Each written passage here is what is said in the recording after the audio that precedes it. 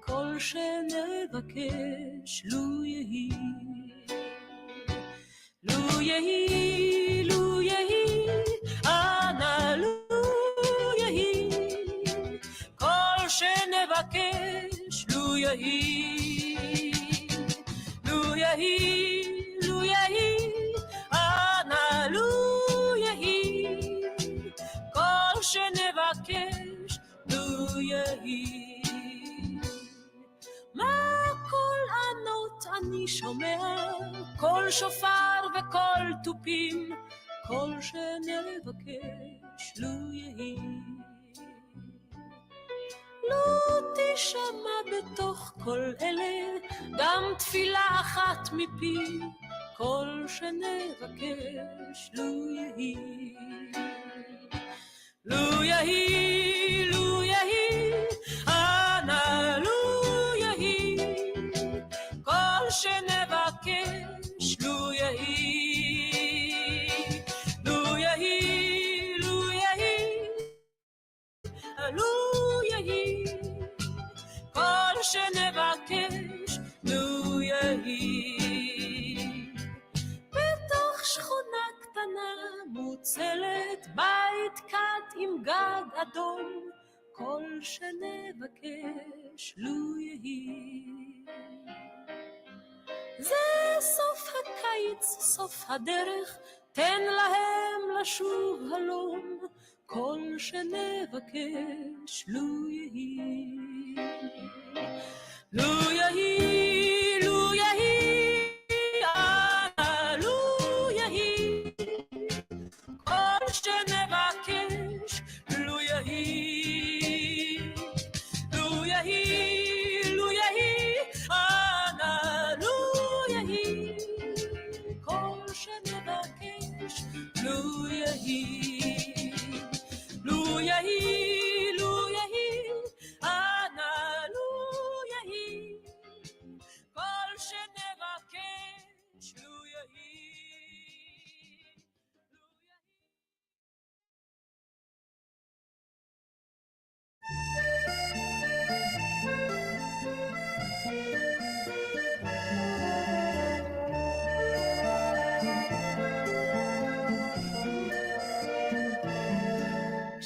כשאימא בהנה יפה וצעירה, אז אבא על גבעה בנה לבית. חלפו העבידים חצי ועברה, וטלטלים הפכו שיבה בינתיים. אבל על חוף ירדן כמו מהומה לא קרה, אותה הדומיה וגם אותה התפורה. חורשה באקליפטוס הגשר הסירה, וריח המלוח על המים. חורשה באקליפטוס הגשר הסירה, וריח המלוח על המים.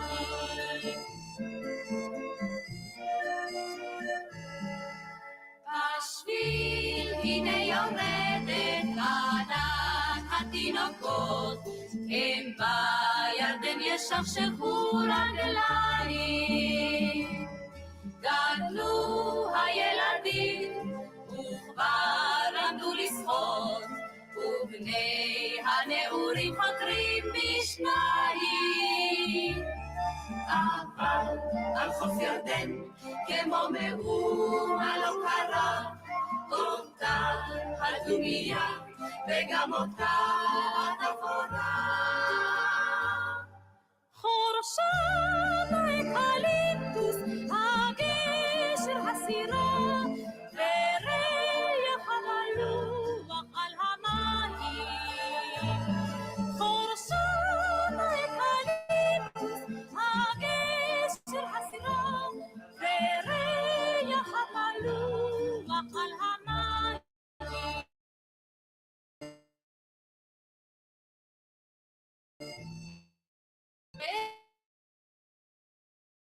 התותחים, והשלום חזר בסוף הקיץ.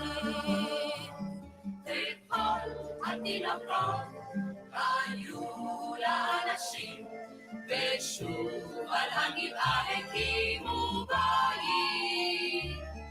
אבל על חוף ירדן כמו מאומה לא קרה אותה הדומייה וגם אותה התפאורה.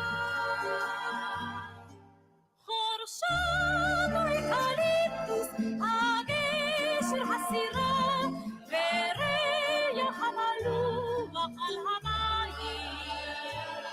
חורשת האקליפטוס, הגשר הסירה, וריח המלוח על המים.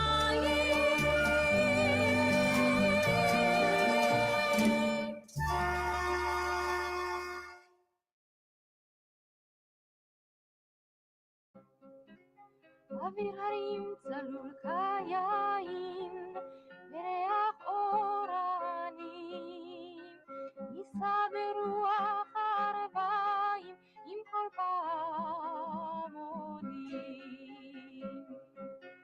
ובתרדמת אילן ואבן שבויה בחלומה, העיר אשר בדד יושבת ובליבה חומה.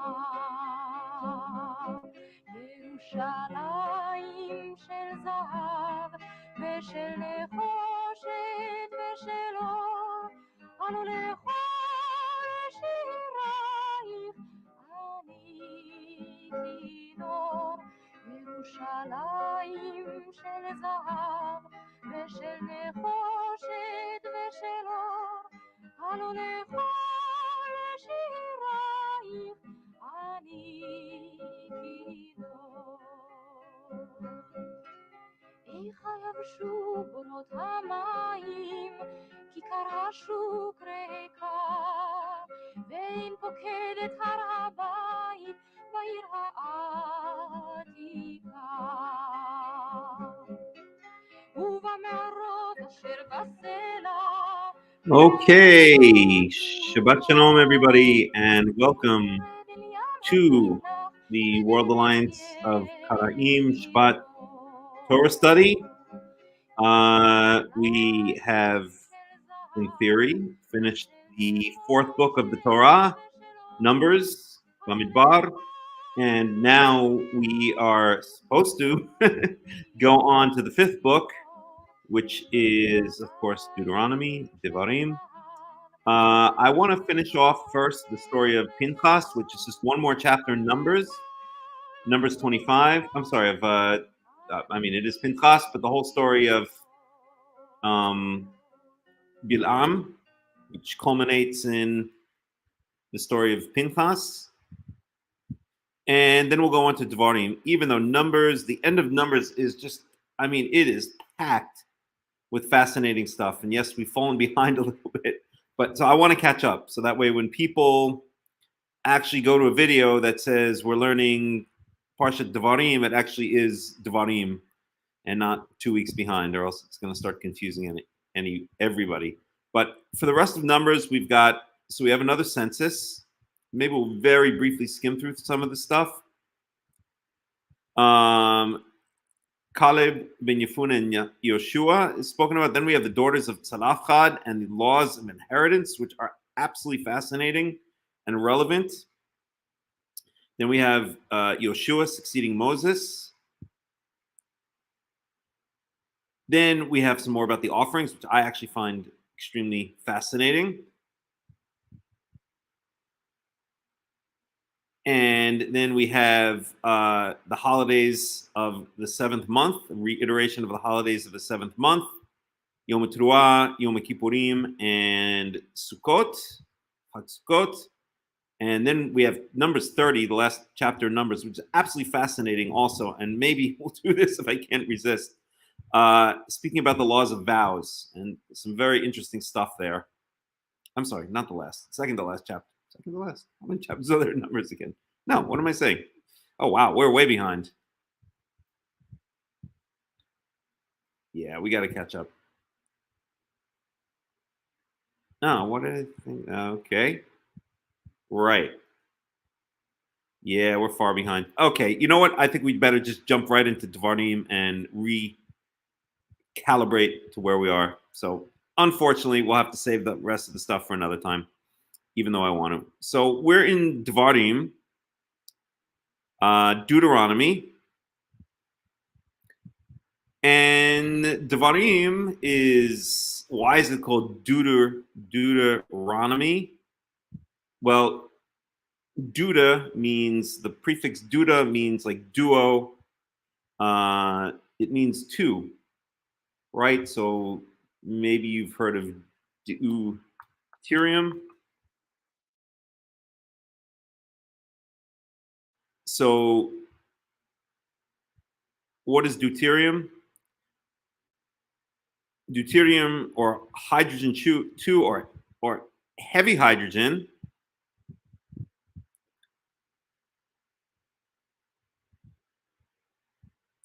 it's an isotope of hydrogen.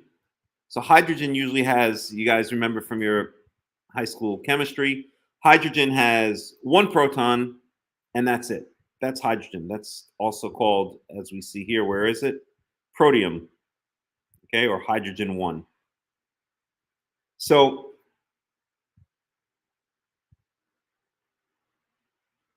oh, that's an interesting chart. I like that.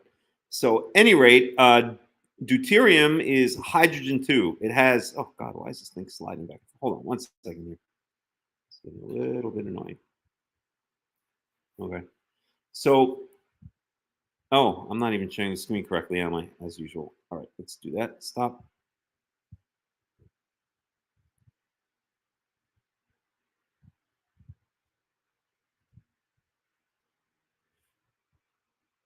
Right.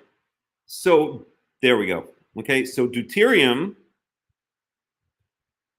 is hydrogen, which in its most common form has just one second here.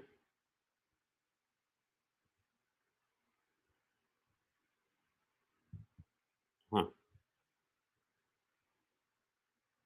Got it. Okay, so, well, it's interesting. It's just an interesting chart, the way they do it. Okay, so deuterium, hydrogen has one proton and one electron. Deuterium has one proton, one neutron, and one electron. So deuterium, right, or hydrogen 2,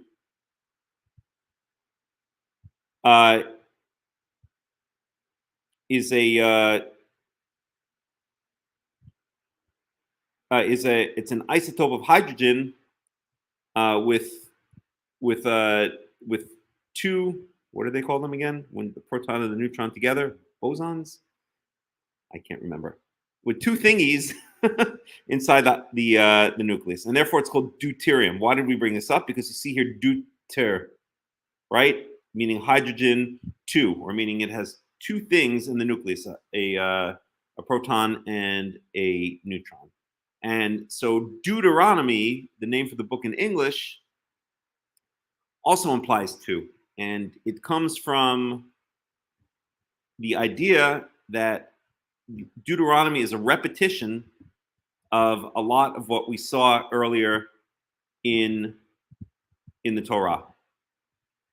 And in fact, the rabbis call Deuteronomy Mishneh Torah.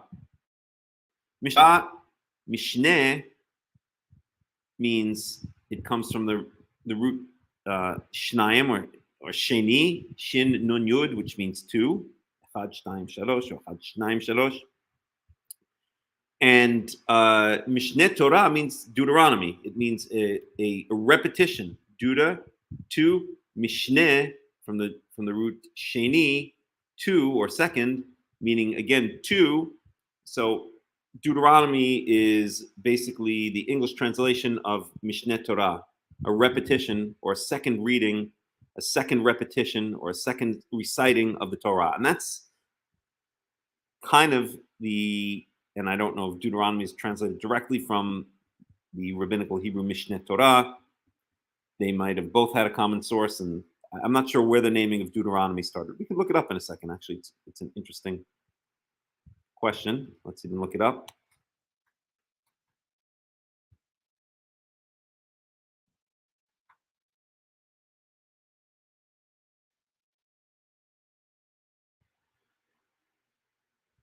So we could just read this a little bit, actually. So Deuteronomy, ancient Greek Deuteronomus, Neuronomion, is the fifth book of the Torah in Judaism, where it is called Devarim. So in Hebrew, it's usually called Devarim. And the reason it's called Devarim is because books and weekly parshas are named based on the first that parsha. Here we see this is the beginning of the book of Deuteronomy, of Devarim, and it says here Ela HaDevarim. Ela means these, so it's not considered a significant word. It's kind of not a filler, but not a unique word.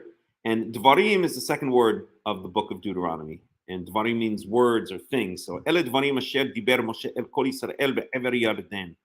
These are the words, or these are the things which Moshe spoke to the children of Israel on the other side or across from the Jordan River. So this is basically the book of Deuteronomy is Moses' farewell speech. He's led these stubborn and obnoxious and annoying people as they were back then, they are today. Go live in Israel for a while or Brooklyn, and you'll see it yourself. And Shabbat Shalom, everybody. And that's it. It's now his time to die. And this is his farewell speech. And it's a farewell speech not just to, as is explicitly pointed out, not just to the Israelites standing there, but it's a farewell speech to all of the generations. This is Moshe's last will and testament to the entire people of Israel for all generations to come. That's essentially what the book of Deuteronomy is. But getting back here, let's read a little bit about it. So 1 to 30 of the book consists of 3 sermons or speeches delivered to the Israelites by Moses on the plains of Moab.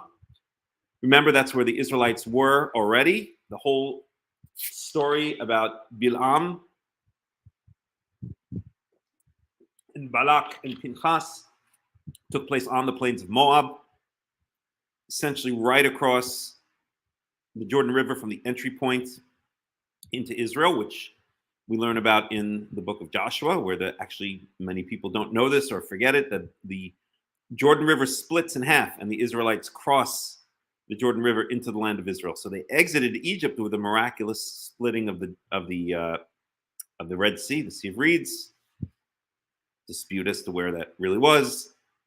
And they entered the land of Israel again with another miraculous splitting of, this time, the Jordan River.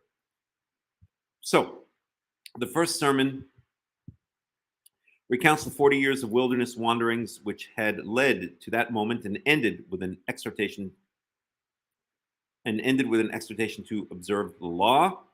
The second sermon reminds the Israelites of the need to follow Yahweh and the laws or teachings he has given them, on which their possession of the land depends. The third sermon offers the comfort that even should the nation of Israel prove unfaithful and so lose the land, with repentance all can be restored, and that involves the blessings and the curses. The final 4 chapters of 31 to 34 contain the Song of Moses, the blessing of Moses, and the narratives recounting the passing of the mantle of leadership to Moses and Joshua, and finally the death of Moses on Mount Nebo. One of its most significant verses is Deuteronomy 6:4, the Shema Yisrael, which has been described as the definitive statement of Jewish identity for theistic Jews. And we'll see it in its context. It's usually taken out of context.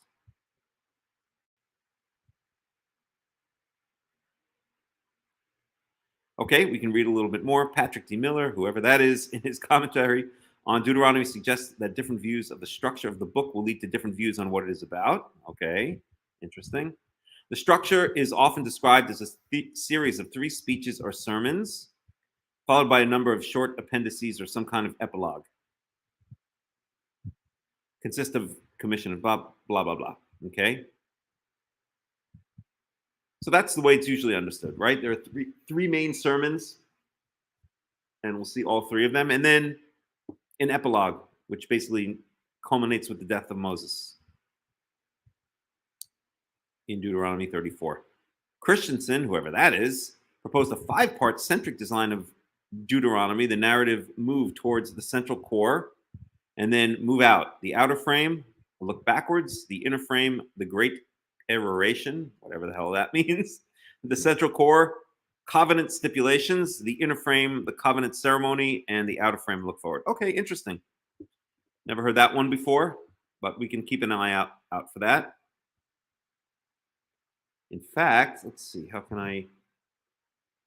No, I can't really do that. Okay, well, we'll keep an eye out for that. Maybe I'll screenshot it or something for myself.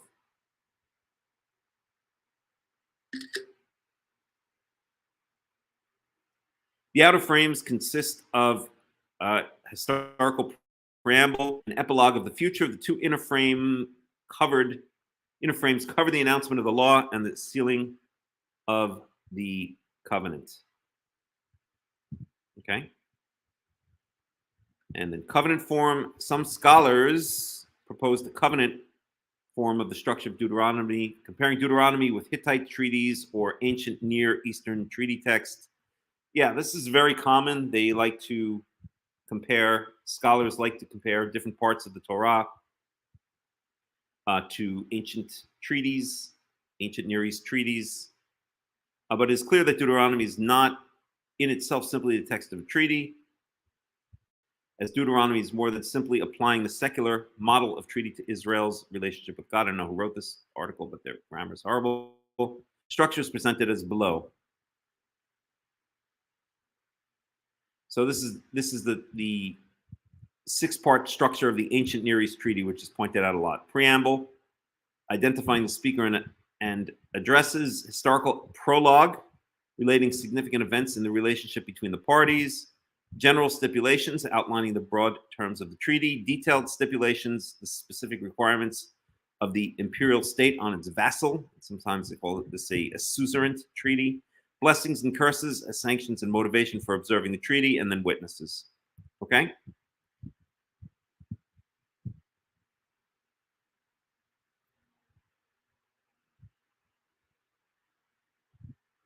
An expanded Decalogue, the 10 Commandments, Decalogue in chapter 5. So there's a reiteration of the 10 Commandments in Deuteronomy chapter 5. Serve as a blueprint for the rest of the book, as chapters 12 to 26 are the exposition of the Decalogue, thus the expanded Decalogue. Okay?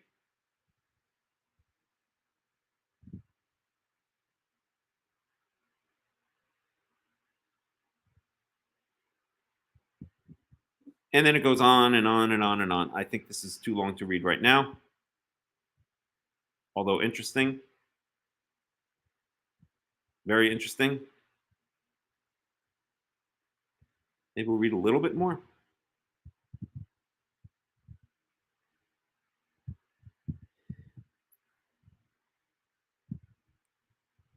Well, we'll see this. All right, we'll go through this a little bit more. So chapters 1 through 4, the journey through the wilderness from Horeb, Sinai to Kadesh, and then to Moab is recalled. Chapters 4 through 11, after second introduction at 4, in chapter 4, of the 10 Commandments, heads of families are urged to instruct those under their care in the law. Warnings are made against serving under other gods than Yahweh. The land is promised to Israel. To promise to Israel is praised, and the people are urged to obedience. All right, we'll see all this when we go through. We can skip this part. We can skip this part. We'll get to all of this stuff. I think we can skip all that. Let's just get down to business here. And we will start looking at Deuteronomy. So with that being said, let's dig in. We're in Deuteronomy chapter 1, verse 1. Ele Devarim. Moshe el kol Israel be'ever ha'yarden. We already translated that, so I won't translate it again. Bamidbar, Rava mol suf ben Paran uven Tofel Lavan Hatzerot Di Zahav. So a whole bunch of places mentioned here. And I don't know if we should pick them apart now. Let's just see if there's any interesting commentary by any of the commentators. We'll see if Robert Alter, who I usually start off with, has anything to say.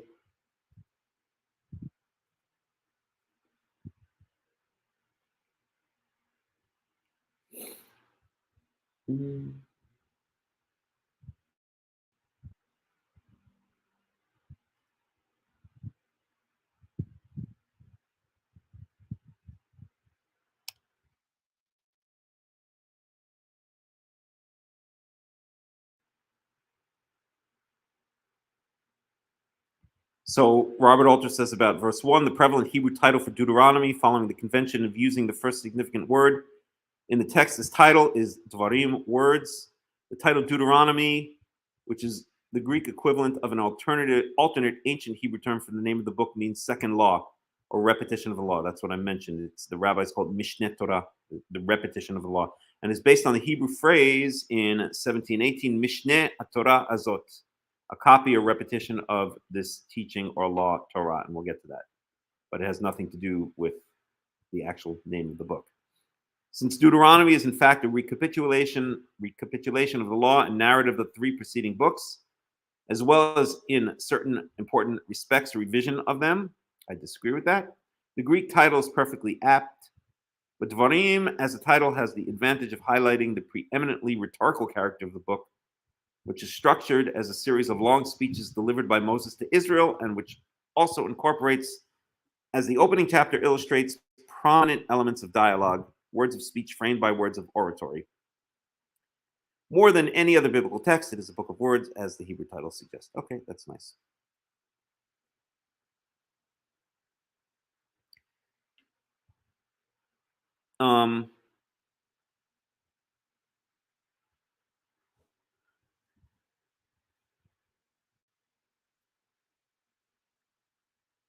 11 days from Horeb. That's verse 2. We didn't get to that yet. So we'll get to that. So who knows where all these places are? We're not going to pick them apart. Somewhere in Moab, more or less. But let's move forward. Okay. Ahad Asar Yom, we're in verse 2. Shabbat Shalom, Suriel. Ahad Asar Yom Mehorev Derech Har Sa'ir Ad Kadesh Barnea. So 11 days journey from Horeb. Horeb is, of course, Mount Sinai. It's the second name for Mount Sinai, or you could say there's a third one as well, Har Elohim, the Mount of God, Mountain of God. Derech HaSa'ir, through the mountains of Seir. Seir is the land of Edom. So remember that Esau, who was given the land to the southeast of Israel, was also called Edom because he was ruddy or red, and he was also hairy. Hairy is Seir. So that land is either called Edom or Seir, somewhat interchangeably. Usually when it's speaking about the mountains, it uses the word Seir. So the mountains of Seir. So that is Esau's territory. Ad Kadesh Barnea. So through the mountains of Seir until Kadesh Barnea. So let's find that place out. Let's figure out where that is. We'll choose one place and learn a little bit about it. Kadesh Barnea.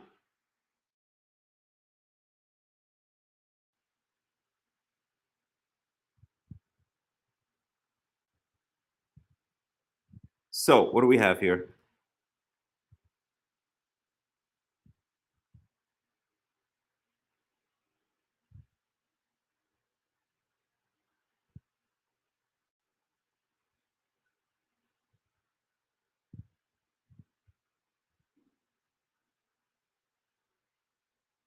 Gilad, where the heck is Kadesh Barnea?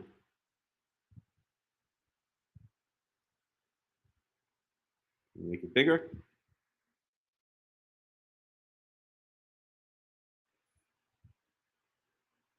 There it is.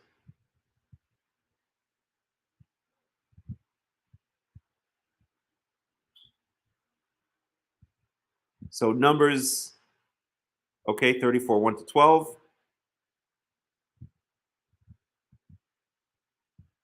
Kadesh Barnea is right over here. And this is where they identify the land of Edom, or Hare Sa'ir. And so this is the Dead Sea. So Jericho, where they're going to enter, more or less, they enter into Gilgal, which is pretty much near Jericho. So they're going to enter the land right around there. Okay.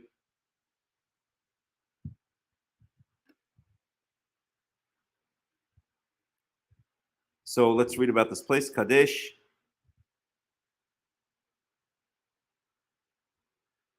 Is a place name that occurs several times in the Hebrew Bible, describing a site or sites located south of or at the southern border of Canaan and the kingdom of Judah in the kingdom of Israel. Many modern academics hold that it was a single site located at modern Tel El Kuderat, so that's down there. While some academics and rabbinical authorities who know nothing hold that there were two locations named Kadesh. A related term, either synonymous with Kadesh or referring to one of the sites, is Kadesh Barnea. Various etymologies for Barnea have been proposed, including desert or wanderings, but none have produced widespread agreement.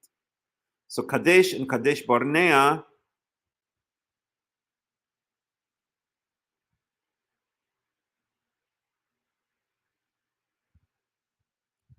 is essentially synonymous with Kadesh. The Bible mentions Kadesh and or Kadesh Barnea in a number of episodes, making it an important site or sites in narratives concerning Israelite origins. Kadesh was the chief site of encampment for the Israelites during their wanderings in the Tzin Desert. We'll get to that in a second, as well as the place from which the Israelite spies were sent to Canaan in Numbers 13, 1 through 26. The first failed attempt to capture Canaan was made from Kadesh. That was right after the spies, right? When Amalek attacked those who went up to try to take the land. Moses struck a rock rather than speaking to it, as the Lord commanded, that brought forth water in Kadesh, Numbers 20:10. Miriam and Aaron both died and were buried near a place named Kadesh, while their sister Miriam had died in Kadesh prior. Moses sent envoys to the king of Edom from Kadesh, asking for permission to let the Israelites use the king's highway passing through his territory, which the Edomite king denied. Kadesh Barnea is a key feature in the common biblical formula delineating the southern border of the land of Israel, and thus its identification is key to understanding both the ideal and geopolitically realized borders of ancient Israel. And then we have all kinds of different references to the place.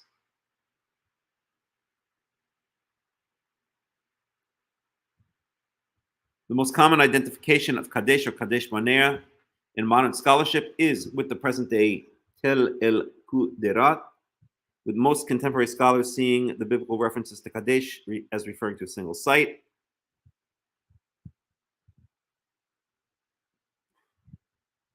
The Bible locates Kadesh or Kadesh Barnea as an oasis south of Canaan, west of the Arava and east of the Brook of Egypt. It is 11 days march by way of Mount Seir from Horeb. That's what we're reading right now. Okay, so that's an idea of what this place is, Kadesh.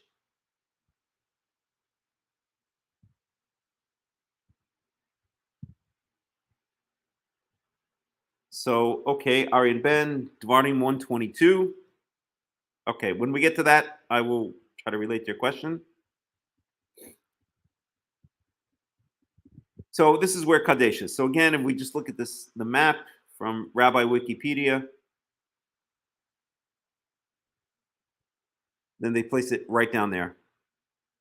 And this is the land of Edom here. So in the southeastern part of modern-day Israel. And Kadesh Barnea is right there. Okay, let's move on. Verse 3.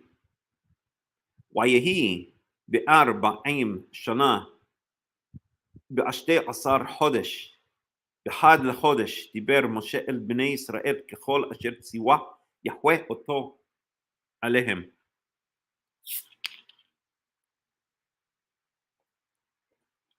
So it's the 40th year.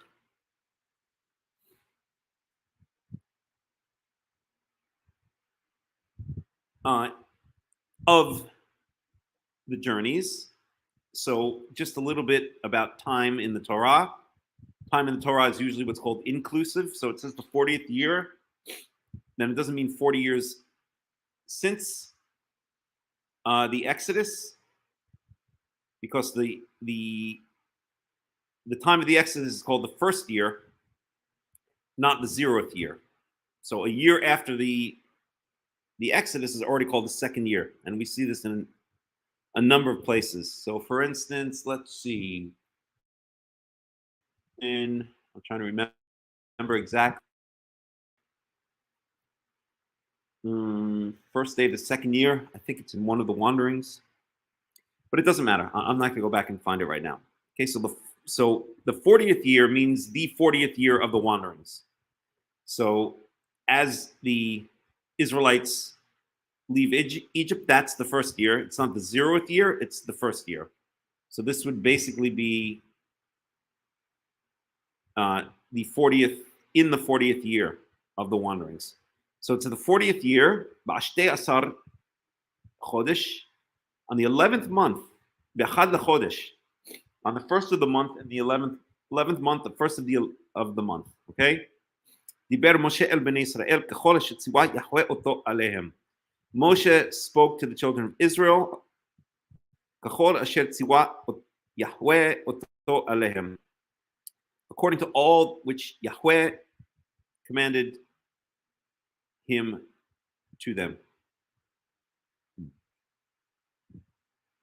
One second.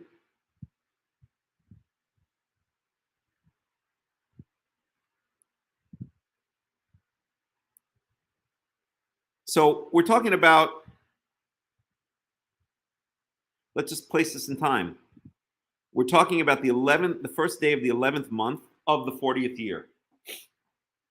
The Israelites enter the land of Israel, according to Joshua chapter 5, is it? I believe.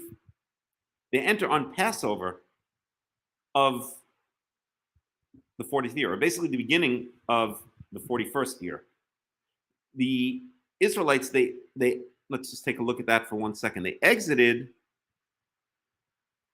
the land of Egypt, we know, on the 15th, at midnight on the 15th of the first month. They entered the land of Israel, according to Joshua chapter 5. It's 5.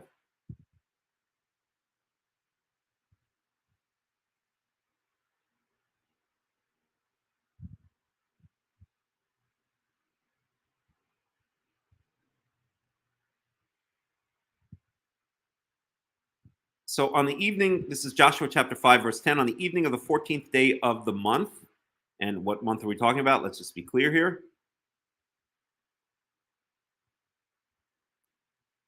Go back.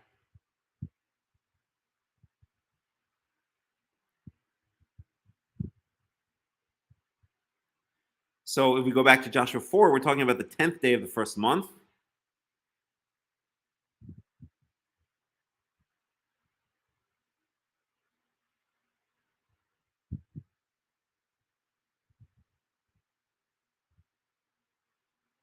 One second.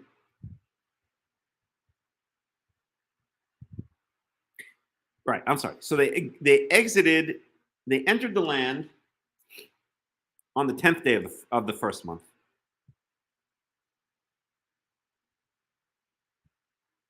They crossed the Jordan River and arrived in Gilgal. which is not far from Jericho. So on the 10th day of the first month, the people went up from the Jordan and camped at Gilgal on the eastern border of Jericho. I was there with my good friend Bruce Brill in 2019 in Gilgal. And Joshua set up at Gilgal the 12 stones they'd taken out of the Jordan, which was commanded them by God. He said to the Israelites, in the future, when your descendants ask their parents, what do these stones mean? Tell them Israel crossed the Jordan on dry ground. So they exited Egypt by the water splitting in the Yam Suf, in the Red Sea or the Sea of Reeds. They entered Israel. Again, people don't forget this, but the Israelites, because it's not in the Pentateuch, it's not in the 5 books of Moses, but the Israelites entered the land of Israel, again, with the water splitting, with the Jordan River splitting. For the Lord your God dried up the Jordan before you until you had crossed over. The Lord your God did to the Jordan what he had done to the Red Sea when he dried it up before us until we had crossed over. He did this so that all the peoples of the earth might know that the hand of Yahweh is powerful, and so that you might always fear Yahweh your God. So this is when the Israelites arrived in the land of Israel on the 10th of the first month. And then they circumcised on Circumcision Hill. I've spoken about that before. Basically, after the Israelites had not circumcised themselves, here. At that time, the Lord said to Joshua, make flint knives and circumcise the Israelites again. So Joshua made flint knives and circumcised the Israelites at Givat Ha'aralot, which means the hill of the uncircumcised.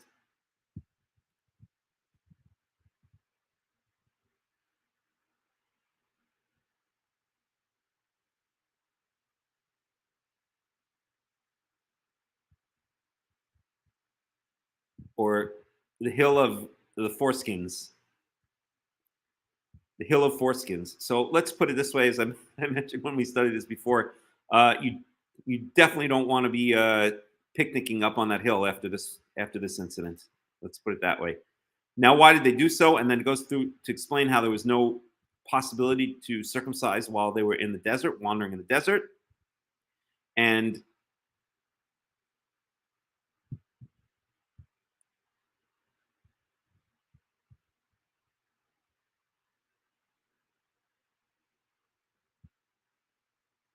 the reason is clear. After you circumcise, you really can't wander. You need to rest for a couple of days. So the Israelites did not circumcise while they were in the desert. And then on the evening of the 14th month, while camped at Gilgal on the plains of Jericho, the Israelites celebrated the Passover, meaning they brought the Passover sacrifice. The day after the Passover, that very day, they ate some of the produce of the land, unleavened bread and roasted grain. And notice it says unleavened bread because that begins the festival of unleavened bread. And roasted grain, which is also unleavened. The manna stopped the day after they ate this food from the land. There was no longer any manna for the Israelites, but that year they ate the produce of Canaan. So they started eating the produce of Canaan on the 15th day of the month.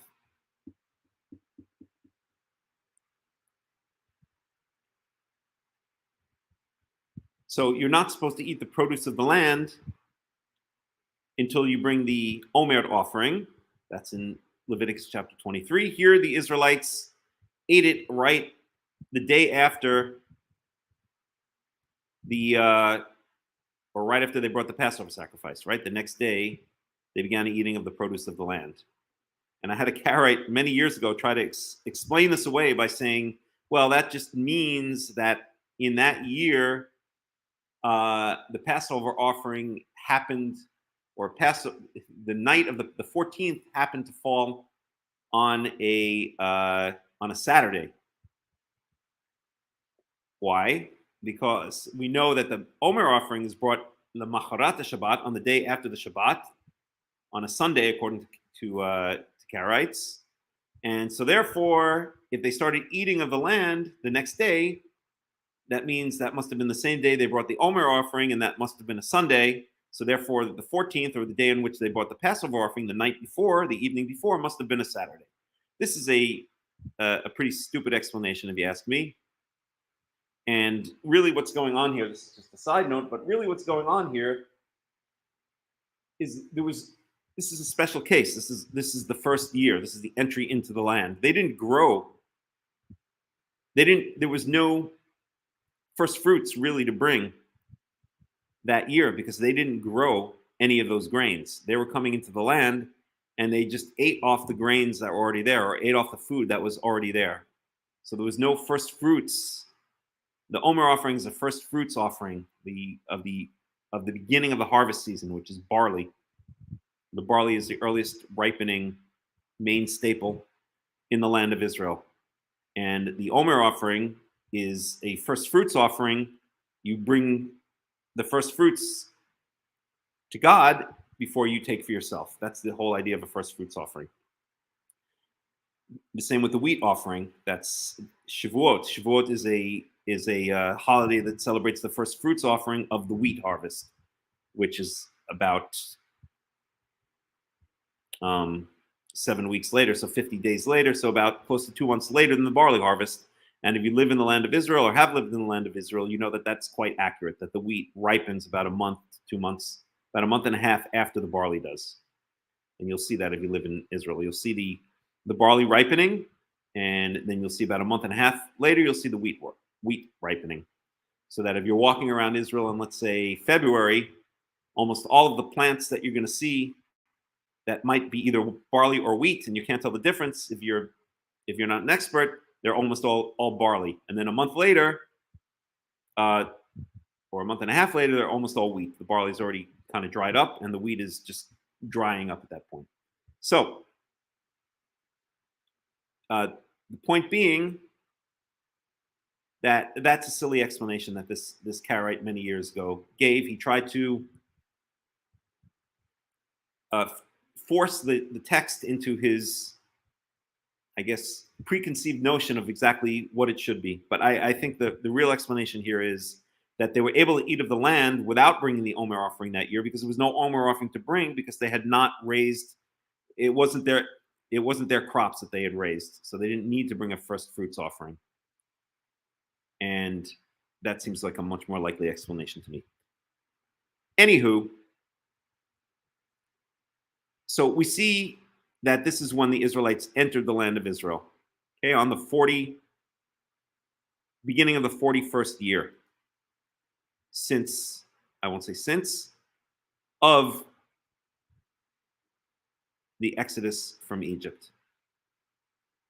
The end of 40 full years. So people don't realize this, but the wanderings of the Israelites in the desert were, when God said 40 years, he meant 40 years. It was exactly 40 years minus a couple of days. And the point until the Passover offering yes, they were technically in the land in Gilgal, but they were not yet eating of the produce. The manna had not yet stopped, so they weren't really 100% in the land. They weren't eating off the food of the land. And why is this important?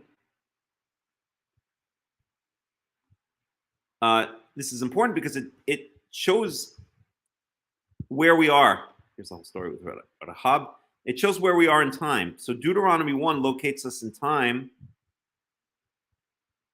that when Moses begins giving the speech, his first of 3 final speeches, it's the first day of the 11th month. The first day of the 11th month of the 40th year.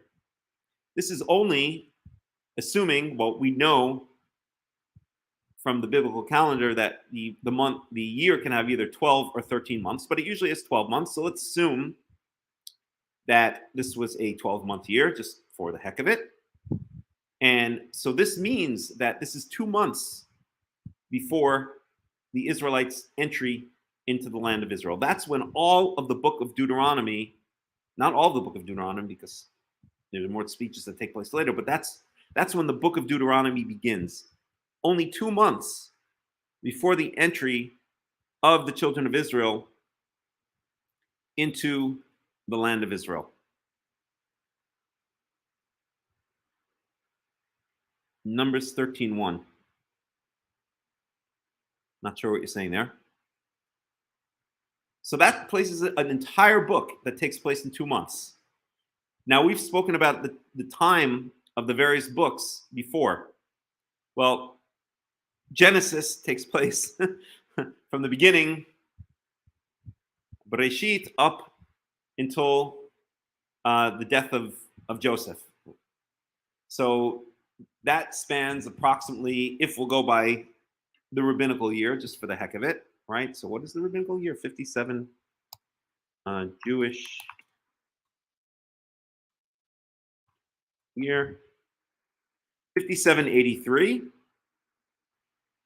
So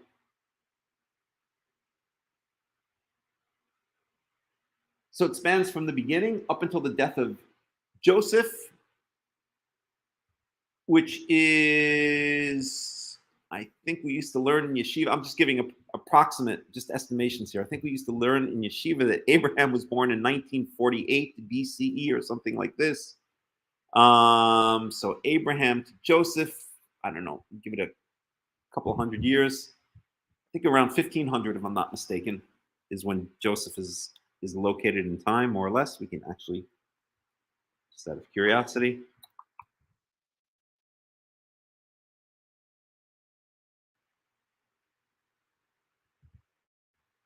So they place him. So Rabbi Wikipedia places him as being born in 1590 BCE, and he lived for, I can't remember how many years offhand. Is it 110? No, Joshua was 110. I can't remember.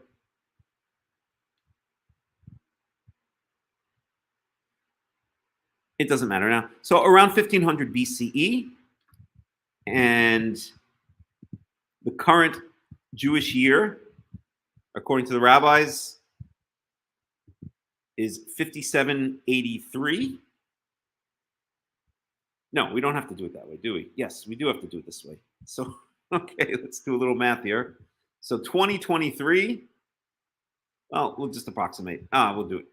So 2023, this is not exact anyway, but minus 5783 places the beginning of Genesis, or the beginning of the earth, or where Genesis picks it up, at 3760 BCE. So 3760 BCE to the time of Joseph, approximately 1500 BCE. So we're talking about approximately 2,250 years. We'll call it 2,300 years. So the book of Genesis spans approximately 2,300 years. 110, thank you. So the book of Genesis spans approximately 2,300 years. That by far is the winner. No other book spans 2,300 years. How long does the book of Exodus span? Well, not very long. Because if we pick up, so we pick up with the book of Exodus, and again, these are approximations. So we pick up the book of Exodus essentially in the time of when Moses is born.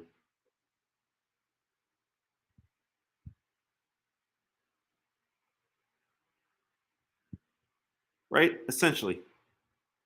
And when does the book of Exodus end?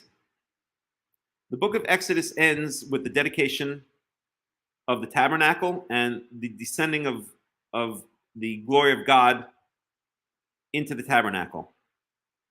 Is there an exact date given? I don't remember. Yes, there is. Biyom chodesh harishon b'chad lechodesh takim et hamishkan. Biyom chodesh harishon. So on the first day of the first month, and are we talking about the second year? I don't remember now. B'shana shenit. Here it is in verse 17. So the Mishkan was erected on the first day of the first month in the second year. So this is basically almost a year, a little bit less than a year after the Israelites exited the land of Israel, the land of Egypt. And pretty much that's when God's glory descended into the Mishkan, and then the book of Exodus ends. So the book of Exodus covers from the birth of Moses until the descending of the glory of God, the Kavod Yahweh, into the Mishkan, into the tabernacle. Well, how long is that? We know that Moses was 80 years old. It says explicitly that when Moses was on his way to Egypt, he was 80 years old. And Joshua was 83, not Joshua, Aaron was 83 years old. And we don't know exactly how long. Well, we can figure it out. We know that Moses died at the age of 120. And we know that the Israelites wandered in the desert for exactly 40 years. We saw that. So this means that however much time passed between when Moses was called at the burning bush in Exodus chapter 3 through the time when the Israelites exited Egypt was very little amount of time. Who knows? Maybe a matter of weeks or months. The whole 10 plagues, the let my people go, 10 plagues, killing of the firstborn took place very quickly. Because Moses was 80 at the burning bush, it says so explicitly. See if we can find it. I can't find it right now, but it says so explicitly. And Moses was 120 when he died. And we know the Israelites, that's at the end of the book of Deuteronomy. And we know that the Israelites wandered in the desert for pretty much exactly 40 years. So it doesn't give a lot of time for all of this to take place. Maybe a couple of months. So 2 months, let's say 3 months. Let's give it 3 months, if even. Moses was 80. 3 months later, the Israelites exited the land of Egypt. They wandered in the desert for exactly 40 years. Moses died right before they entered the land of Israel, exactly, pretty much almost exactly 40 years later, and Moses was 120. So that means that when the end of the book of Exodus takes place, this is a year later. It's on the first day of the second month, explicitly says so right here. We know that Moses was 81 years old. Since the book of Exodus starts essentially when Moses is born, more or less, and the book of Exodus ends here when the Shekhinah descends into the Mishkan, into the tabernacle, we know that the book of Exodus spans approximately 81 years. And not only that, but most of the book of Exodus, so Exodus 1 and 2 speak about Moses being born, Pharaoh wanting all the boys to be killed, and then Moses being born, placed in a basket, being rescued by Pharaoh's daughter, then growing up, killing an Egyptian, and then the next day finding out that the matter is known, and then fleeing to Midian. So this all happens in the first 2 chapters. So the first 2 chapters span, well, we don't know, because we don't know how long Moses was in Midian. So we can't locate it in time. But what we do know is that Exodus 3 picks it up with Moses in the burning bush. And we said that that Moses in the burning bush is, we don't know exactly, but we'll give it approximately 3 months. 3 months before the exodus of the Israelites from Egypt. And we know that a year later, approximately, the book of Exodus ends. So that means Exodus 3 through Exodus 40, which is the vast majority of the book of Exodus, right? Chapters 3 through 40 take place in the span of approximately 1 year and 3 months, a little bit more than 1 year. So all of Exodus, aside from chapters 1 and 2, take place in the span of approximately a year and a bit. Chapters 1 and 2 talk about the time from when Moses is born to the time that Moses is 80 years old. So really, Exodus chapters 1 and 2 cover 80 years. Exodus chapters 3 through 40 cover a year and change. That's it. How about the book of Leviticus? Well, the entire book of Leviticus, in fact, if we go to our journeys in the desert, if I can find it.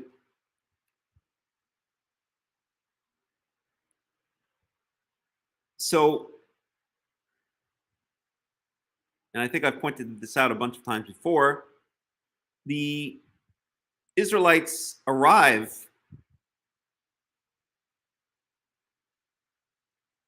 at the desert of Sin. That's essentially the Sinai desert.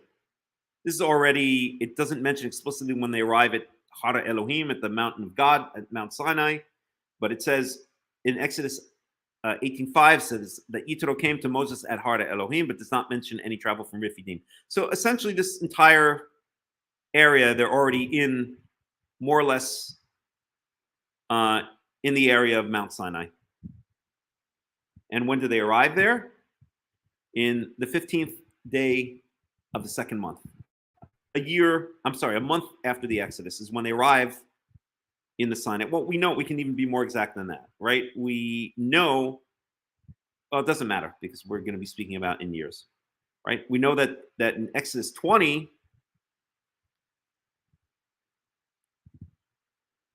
when they receive the Ten Commandments, they're at Mount Sinai, obviously. When do they leave Mount Sinai? They don't leave Mount Sinai until Numbers chapter 10.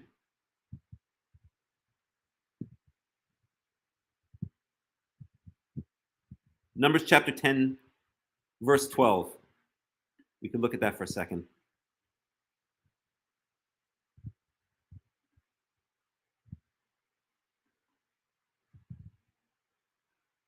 Numbers chapter 10, verse 12. We'll start in verse 11. ויהי בשנה השנית, בחודש השני, ב-20 בחודש נעלה הענן מעל משכן העדות.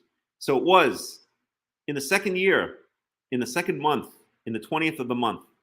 So we're talking about approximately 1 month after the second Passover.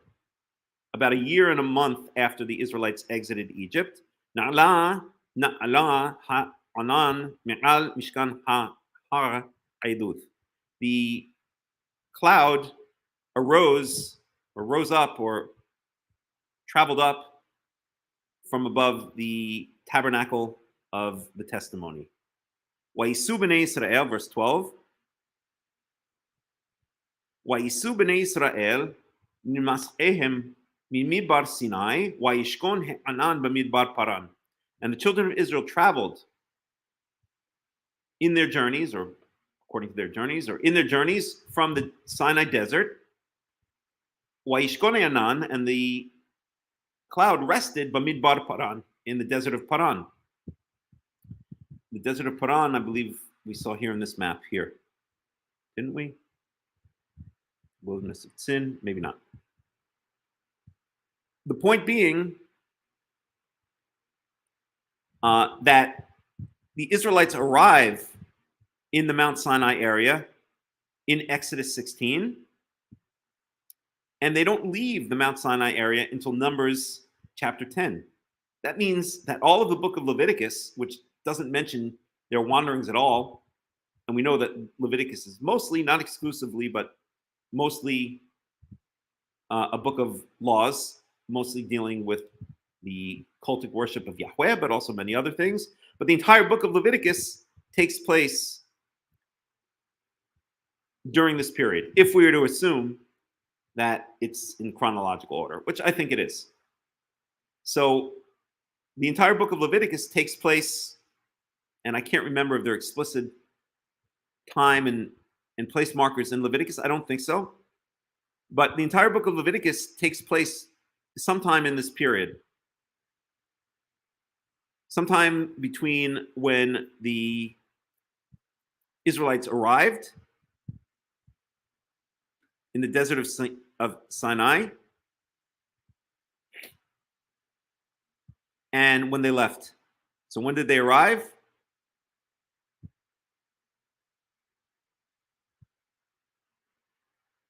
I should point out the year here.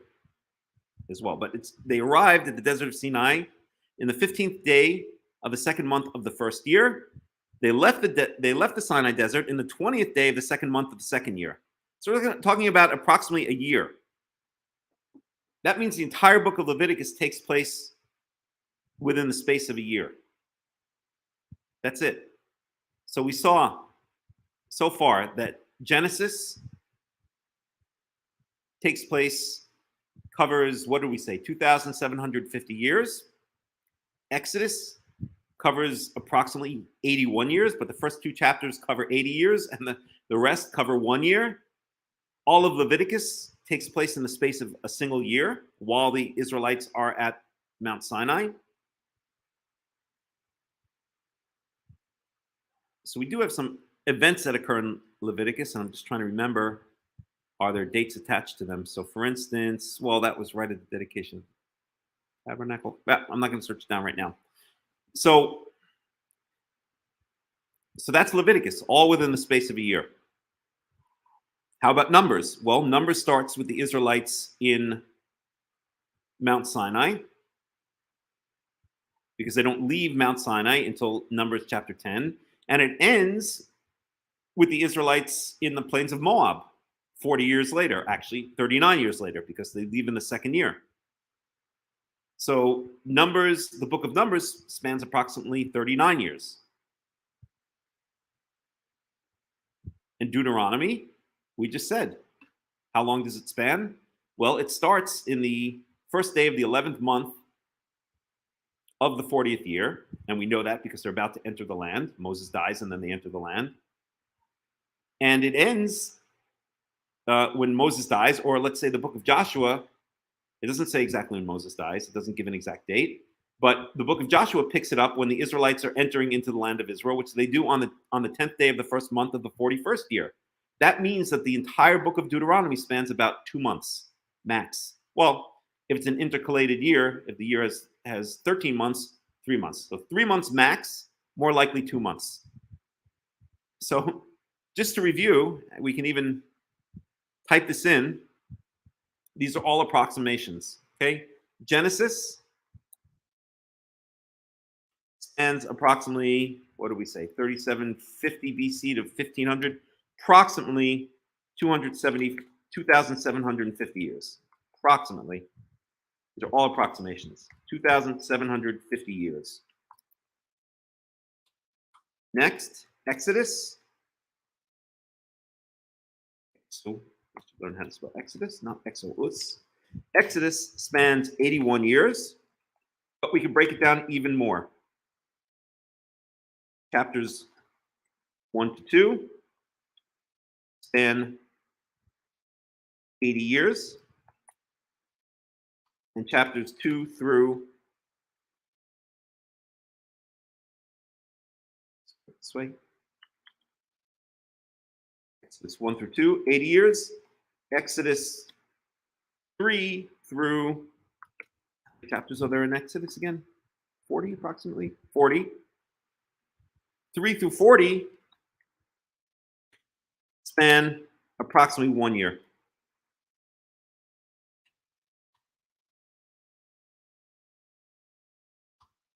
Leviticus spans, we said, approximately 1 year. And we could say the time while at Sinai. Numbers spans approximately 40 years. It starts at Har Sinai. It ends in the plains of Moab 40 years later. Leviticus spans 2 months, maybe 3. Maybe 3. And that's it. That's the breakdown. And it didn't format it the way I like. Okay, no big deal. There it is. Okay? So that gives us some perspective as to the various books. And it really gives us a lot of perspective to Deuteronomy, because Deuteronomy is by far the shortest book. The only thing that even comes close to it is Exodus 3 to 40, the story of the actual Exodus. Not Moshe's background, not his birth and his running away to Midian and then coming back, but the actual Exodus is, we don't know exactly, but we'll give it, give or take, maybe 2 or 3 months. But the entire book of Exodus is 80 years. However, the entire book of Deuteronomy is 2 months, 3 months max, if it's a 13-month year, which, who knows? Okay, so that puts things in perspective when we're learning the book of Deuteronomy. This entire book takes place in the span of 2 months. And then Moses dies. So this is right before Moses' death. This is right when the Israelites are on the plains of Moab and getting ready to enter into the land. This is after all of their wanderings in the desert. There's a big skip in Numbers where suddenly it's 40 years later. We don't really know a lot about what happened in between, except that the Israelites, as usual, pissed God off a bunch of times. So let's pick it up again over here. We were up to verse 4. Acharei hakuto et Sihon melech ha'emori asher yoshev b'Heshbon wa'et Og melech ha'Bashan asher yoshev b'Ashtaroth be'ed ra'i. So after the slaying, or his slaying, meaning Israel slaying Sihon, the king of the Amorites, and unfortunately we missed these stories because we didn't get to it, who dwells in Heshbon, and Og, the king of Bashan. Bashan is the Golan Heights. Our friends Ariel and Ben live in Bashan. Asher Yoshev ba'Ashtarot ba'ed ra'i, who lives in Ashtarot and Edra'i. So after the killing of these two giant kings, Sihon and Og, Ba'ever hayarden be'eretz Moav, across the Jordan, on the other side of the Jordan, be'eretz Moav, in the land of Moav. And we know this. This is where the Israelites were already, because that's where the whole Bilam story takes place that we learned about last week.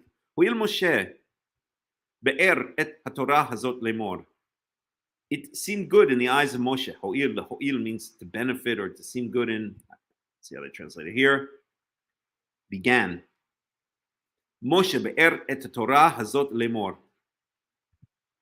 And we'll pick up some other translations of this in a second.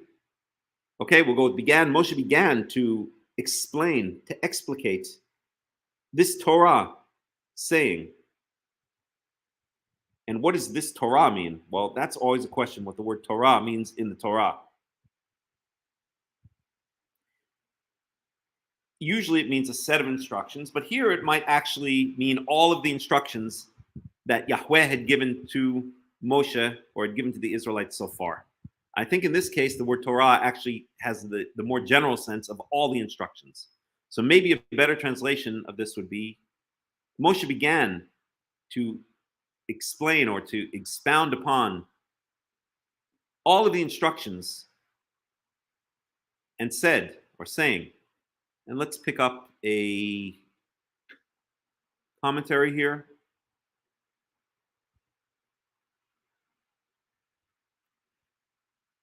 So 11 days from Horeb, this is verse 2. So Robert Alter says, Horeb is the alternate name for Sinai.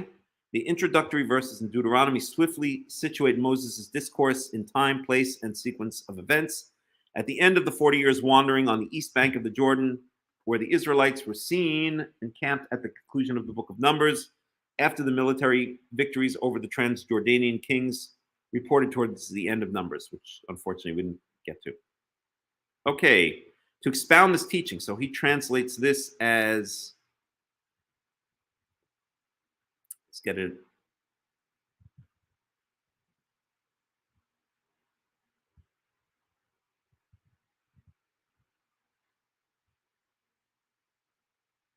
Holy cow, it's already 10% on my, okay. Across the Jordan, in the land of Moab, did Moses undertake to expound this teaching. So here we have a classic, this is the rabbis when they're arguing with Karaites love to say, look, he expounded the teaching. He expounded upon the Torah. This is an oral law. I've heard this. I've had rabbinites come to me for years bringing this verse and telling me that. Except what's the problem? How do you come back at them if you are so inclined to debate? When they say, this proves the existence of an oral law. Moses is expounding upon the teachings of the Torah. Only one problem. What's the problem? How is it an oral law if it's written in the Torah itself? It's not an oral law. It's a written law. So you can always answer them that one when they come with you at that verse, or come at you with that verse. Okay. The plug in a second. So it means I'll take a very brief break. But Moses is basically giving his, I wouldn't say his own take on the Torah.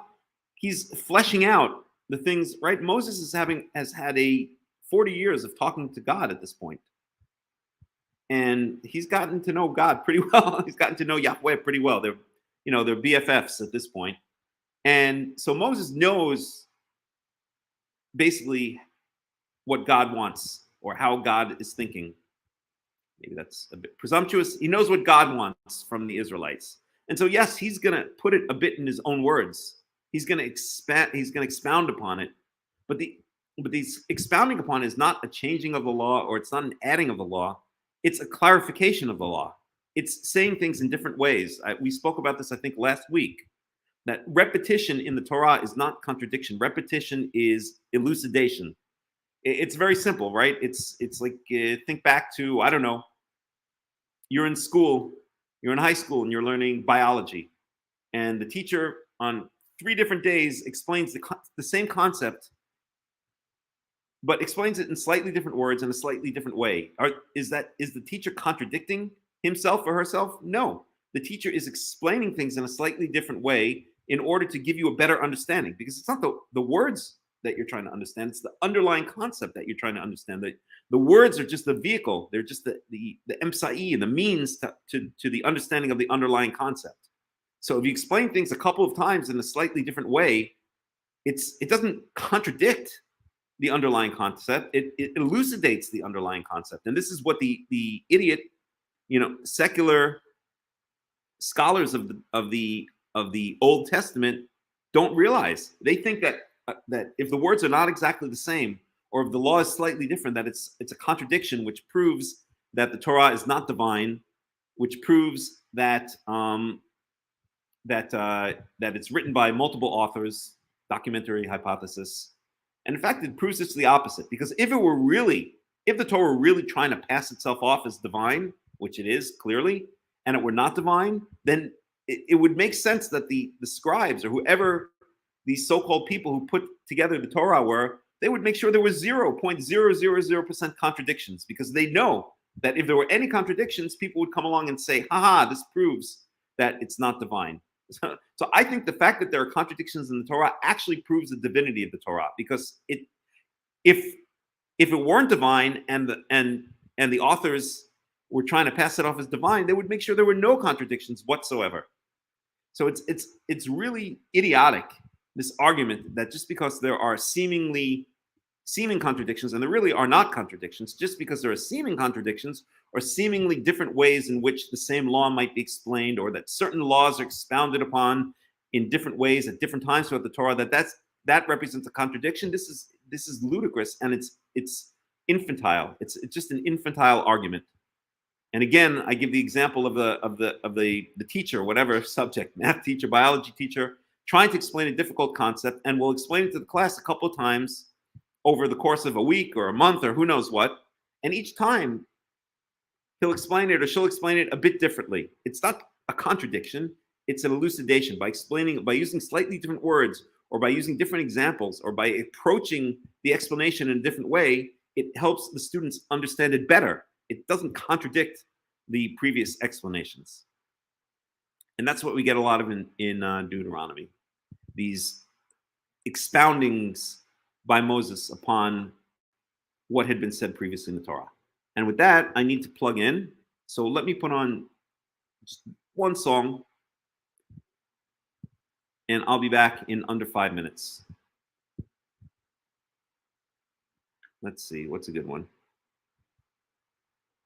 That's a beautiful one.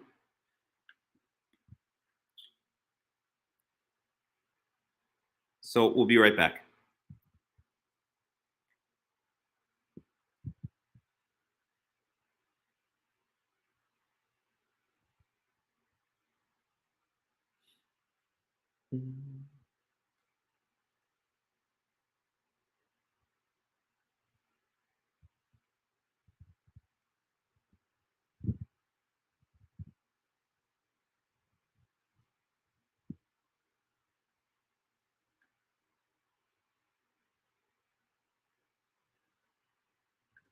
This stupid thing so slow. Good.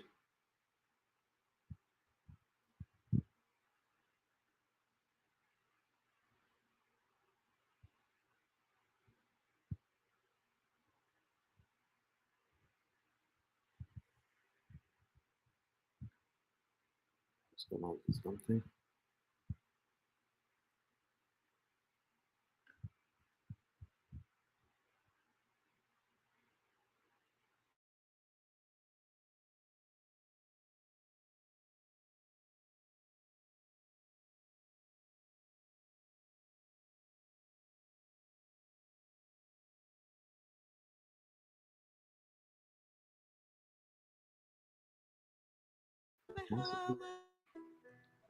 על ביתנו התינוקת שמורי לי הטוב, על האש המבוערת, על המים הזכים, על האיש השב הביתה מן המרחקים, על כל אלה, על כל אלה, שמונה לי, לי הטוב.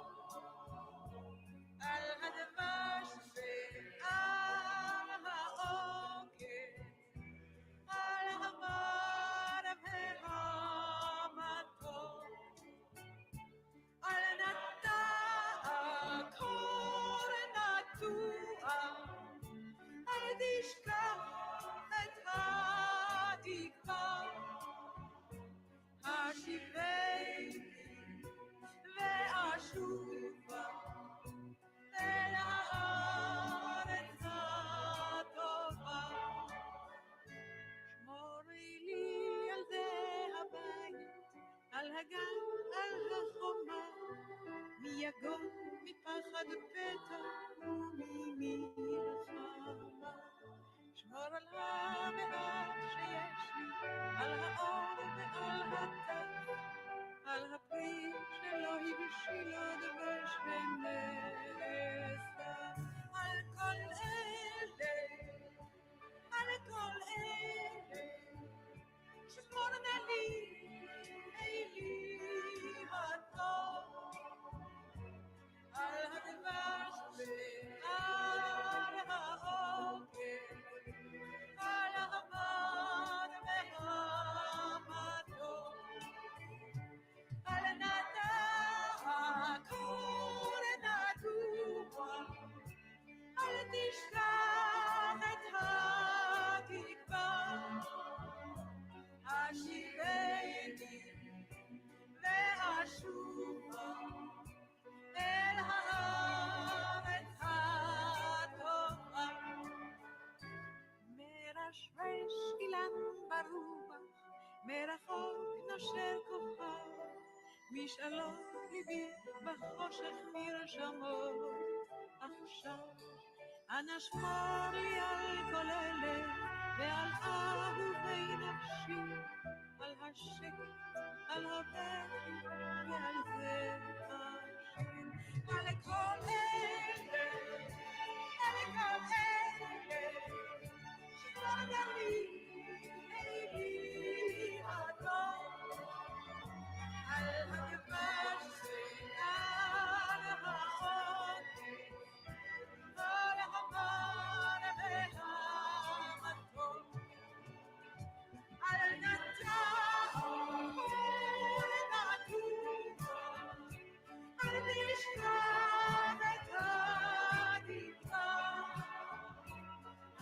תראה ואשוב אל הארץ הטובה.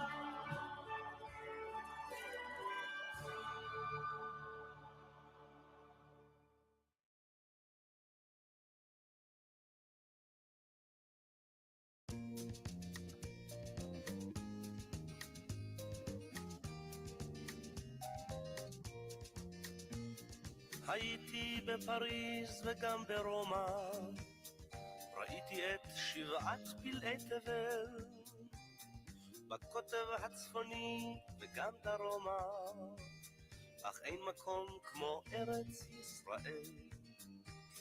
וכמו גלויות של נוף יפות, תמונות בזיכרוני עפות, כמו בעד עדשה של מצלמה, ותרמילי אותן אשא לכל מקום בכל מסע, קטעי פסיפס מתוך תמונה שלמה. שלום לך ארץ נהדרת, עבדך דל נושא לך שיר מזמור, גם אם לעתים נודד אני על דרך, מה טוב לנדוד אך טוב יותר לחזור.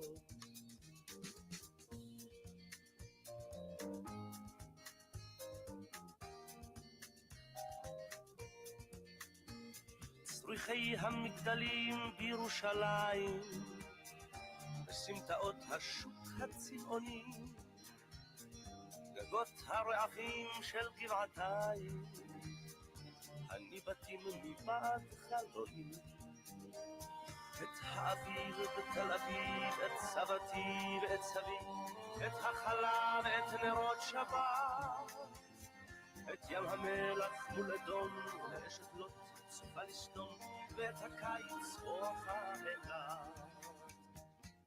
שלום לך ארץ נהדרת, עבדך דל נושא לך שיר מזמור, גם אם לעתים נודד אני על דרך, מה טוב לנדוד אך טוב יותר לחזור.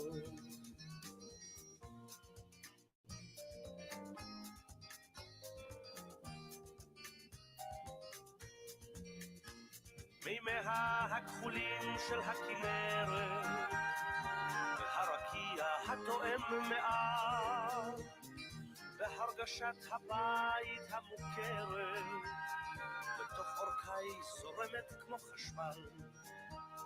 הרי גליל והשומרון, הפרדסים שבשרון, וילדים בגן המושבה, את הכרמל ואת הים, אחד אחד ואת כולם, תמיד קורצים אומרים ברוך הבא.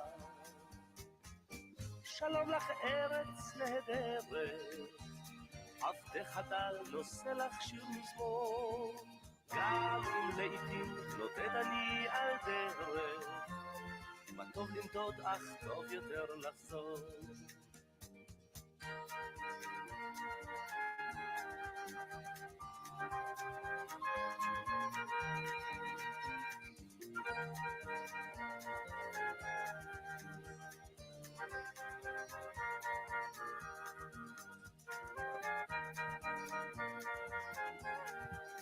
Okay, let's resume.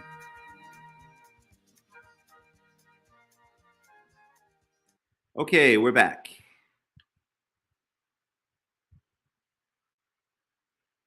So, let me share the screen again.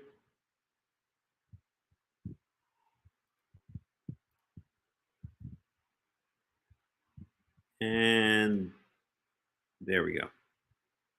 Okay, so let's move on. Yahweh Eloheinu. So this is Moses expounding upon the Torah. Yahweh Eloheinu diber elenu b'chorev le'mor. Let's check one thing here. So we have 1, 2, basically we have Deuteronomy 1, 2, and 3 to cover. But these are long chapters. Yeah, we should be able to get through it, hopefully. So Yahweh, our God, spoke to us at Horev. Horev is Sinai, of course, saying, Rav lechem shevet b'har hazeh. You've sat by this mountain for long enough. Pnu u'se'u lechem uvo har ha'emori. Turn around or go about face and travel. It says se'u lechem, travel for yourselves, which is a lot of times when it uses the lechem, it kind of means, I don't know how to explain it in English exactly. It focuses on the fact that that's their responsibility to do it, or it's they who have to do it. Ubo har ha'emori, and come into the mountainous regions, or the how do they say that usually in English? The hill lands, not the hill lands. The hill country of the Amorites. We'el kol shchena ba'arava. Shchenao ba'arava, and all of their neighbors in the wilderness, Bahar, Ubashfela, Ubanegev, Ubachof hayam.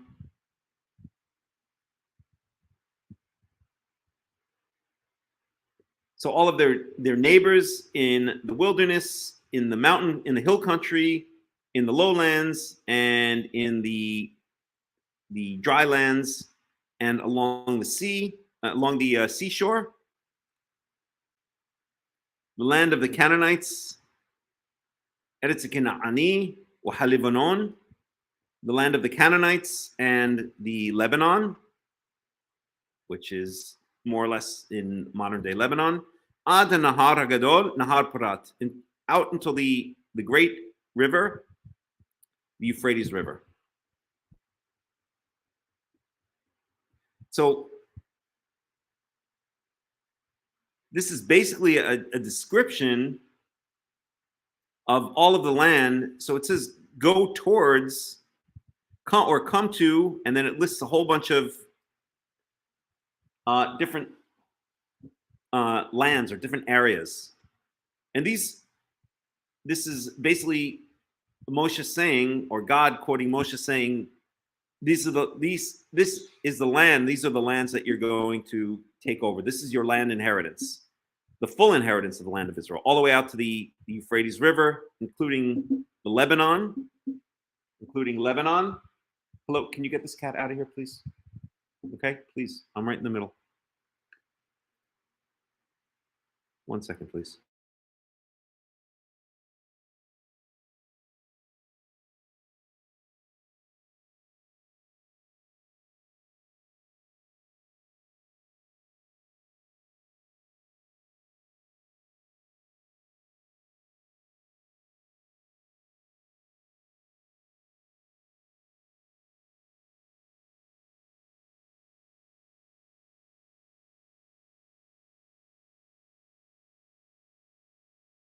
Okay, sorry about that. So all of these different regions are basically part of the full inheritance of the land of Israel. And let's see if we can get a comment on that one. I don't think Robert Alter has anything there. Maybe he does. Yeah, he does. All right, let's read a couple comments. So the verb be'er, this is going back to verse 5, to expound or to explain, provides a central rationale for the whole book. The teaching, Torah, that has already been enunciated. So Robert Alter, by saying this, implies what we said earlier, that when it uses the word Torah here, Torah just means an instruction or a set of instructions. That when it uses the word Torah here, it's referring to all of the instructions that have been given so far up until this point. And now Moses is going to go back and expound upon them.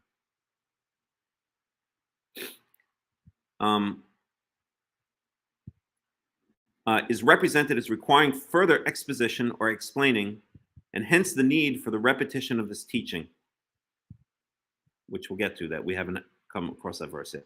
Torah here is still a verbal noun meaning teaching, but the repeated stress of Deuteronomy on its own textual character begins to push Torah in the direction of the meaning it would subsequently have, the name not only of this book, but of all the 5 books of Moses. So that's more or less what we said, right? That up until now, pretty much the word Torah has meant a specific set of instructions. For instance, one example that is very prominent and that I've used many times is in Exodus chapter 12, where we have the laws of the Passover offering at the end of Exodus 12, and it says in verse 49, Torah echat yeh la'ezrach wa wit lager hagar b'tochachem. There shall be one Torah for the native born and for the ger who dwells among you. And contrary to what certain Karaites, or one Karaite in particular, likes to say, the word Torah here does not mean the entire Torah. This is not a statement, a general statement saying that there's one Torah for the native born and for the ger. That may be the case, but it's not stated here. And in fact, it's not the case as we've spoken about. But the word Torah here means there's one set of instructions for the native born, the Ezrach, and the ger that lives among you. Set of instructions regarding what? Regarding the bringing of the Passover offering, or regarding the laws of the Passover offering. These are the laws of the Passover offering. So for instance, it has to be eaten in one house. It shouldn't be taken out of the house. You shouldn't break any bones in it. There's one set of instructions regarding the Passover offering for the native born and for the ger. So the word Torah here does not mean the entire Torah. It does not mean the entire 5 books of Moses. It means a set of instructions. And we see that the word Torah used again and again and again throughout Exodus, throughout Leviticus, throughout Numbers, meaning that same thing, meaning a set of instructions with regards to one particular subject, to one particular topic. However, here in Deuteronomy, this is maybe the first use of the word Torah where it means all of the instructions. I mean, the basic meaning doesn't change. It still means set of instructions. But the context here of the word Torah is all of the instructions so far that the Israelites have been given by God, by Yahweh. And that's essentially what Robert Alter's saying here, that now in Deuteronomy, when the word Torah is used, it's not meant as a word denoting a specific set of instructions within a certain topic or a certain subject. It's denoting all of the instructions that have been given up to, and I disagree with him. I don't think it includes in the book of Deuteronomy, because the Deuteronomy, well, there are some new laws that are brought, but the Deuteronomy is expounding of all of those laws that have been brought. So basically, the word Torah in the book of Deuteronomy usually means not the 5 books of Moses, but the 4 books of Moses up until the book of Deuteronomy. The act of expounding and explaining, but what we should do is, as we're going through the book of Deuteronomy, we have to pay very careful attention to this word Torah whenever it's used and see what it means.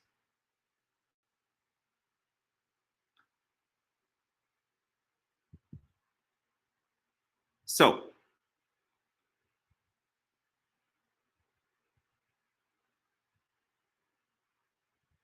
where were we? We're reading this.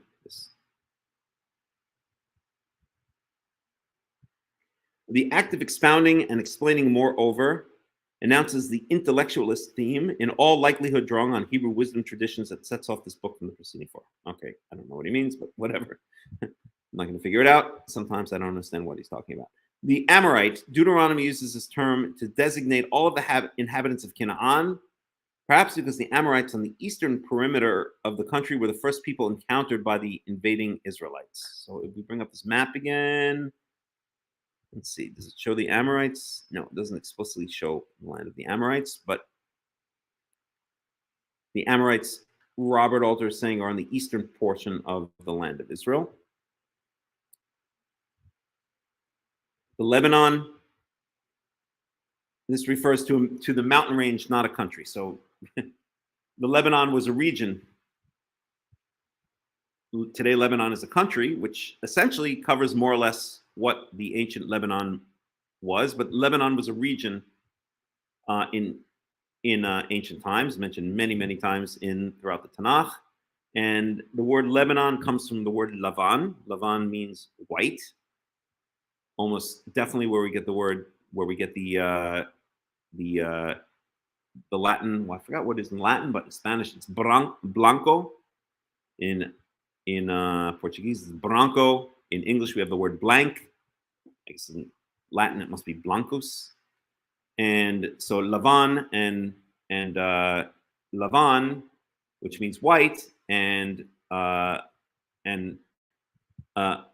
blank are almost definitely from the same root, or should I say blank comes from the Semitic root Lavan, meaning white.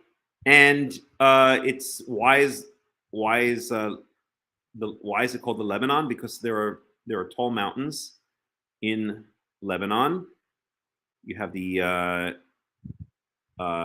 Lebanon mountain range, and then I think it's called the Anti-Lebanon mountain range, and these are tall mountains that are snow-capped throughout a lot of the year, such as Mount Hermon. Mount Hermon is part of that mountain range. It's the southern part of that mountain range. It's in modern-day northern Israel, and that's why it's called the Lebanon. So Lebanon basically means mountain, the high mountain range or ranges to the north of Israel, of current-day Israel. As far as the great river, the river Euphrates, needless to say, this grandiose northeastern border does not correspond to the actual historical contours of any Israelite state. Okay, fine. Okay, so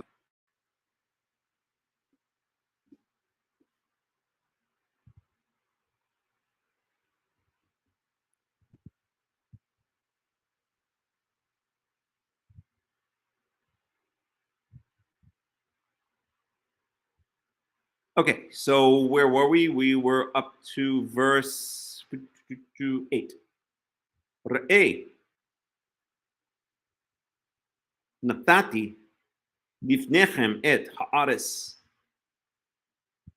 semicolon bo urashu et ha'aretz asher nishbach Yahweh la'avotechem la'Avraham la'Yitzhak la'Yaakov latet lehem ulizar'am acharehem.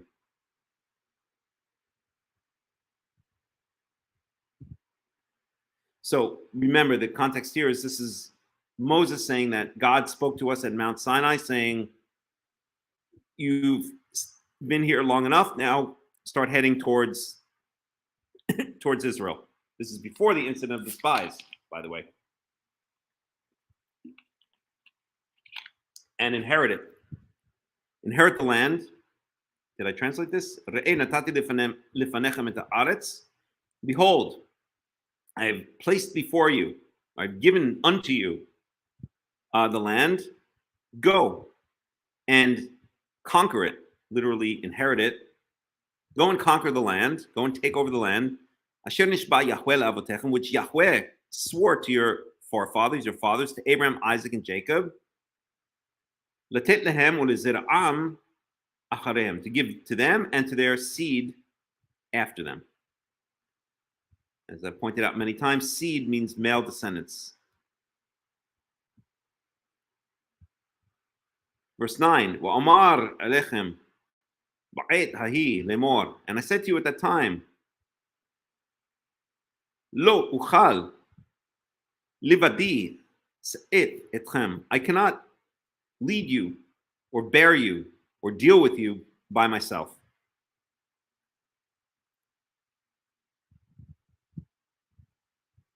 So this is Moses accounting the journeys of the children of Israel. Yahweh Elohechem hirba etchem. Yahweh your God has made you great in number. Wahintchem hayom ki kochavei hashamayim larov. And behold, today you are as numerous as the stars in the sky. Verse 11.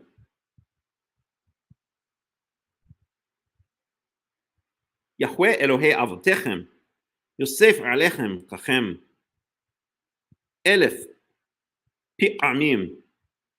And now, so Moses, after he's saying that the Israelites are as numerous as the stars in the sky, there's always this issue with counting the Israelites or saying their numbers. We've seen many incidents, or we see many incidents throughout the Tanakh. Jerusalem is chosen because David chose as the place in which the the permanent house of God is going to be set up because David chose to take a census of the fighting men of Israel. So censuses are always, whenever numbers are mentioned with Israel, it's always a sensitive topic, because the reason really is, in my understanding, is that trying to number Israel is like saying, it's akin to saying that we don't trust in God. We need to see how many fighters we have for the army, because we need to know if we can win or not. And so that's an insult in a certain sense. Not an insult, it's a lack of faith in God, because we know that God doesn't need a certain number to make one army beat another army. It's everything is in his hands. And we have the famous story in the book of Judges with Gideon, who is worried that he doesn't have enough fighting men, and God actually says you have too many, and he reduces them down to ultimately 300 fighting men, who then go ahead and win. So after Moses says that God has made you as numerous as the stars in the sky, he brings a blessing, or he says a blessing. Yahweh Elohei avotechem, may Yahweh, the God of your fathers, Yosef alechem kachem elef ta'amim, may he increase you 1,000 times from what you are now, kachem. So may he make you 1,000 times greater in number. So Moses is basically hedging. Moses is, here we see Moses, the owner of a hedge fund, because he's kind of hedging what he said before. He's saying that the Israelites are great in number, but he's hedging that by giving a blessing that they should be 1,000 times greater, because otherwise it would sound like he's in a sense saying that this is a good number, the current number, to win a war. I don't know if I'm explaining that exactly correctly. It's in my mind, but sometimes the words are hard to find. At any rate, Moses is turning it into a blessing. That's the bottom line. Okay. And may he bless you as he has spoken to you. So this is Moses blessing the Israelites. It would be like saying you come up to somebody who's, I don't know, just earned $1 million. They just sold their business and earned $1 million. And you say to them, wow, that's really great. You're a millionaire. That's kind of, I don't know if it's insulting, but it's kind of, you're pinpointing them. You're limiting them in a certain sense to being a millionaire. You're pointing out exactly where they stand. So, oh, you're a millionaire. May God bless you and give you 10 times the amount of money that you have. That's essentially what Moses is doing here. Okay, let's move on.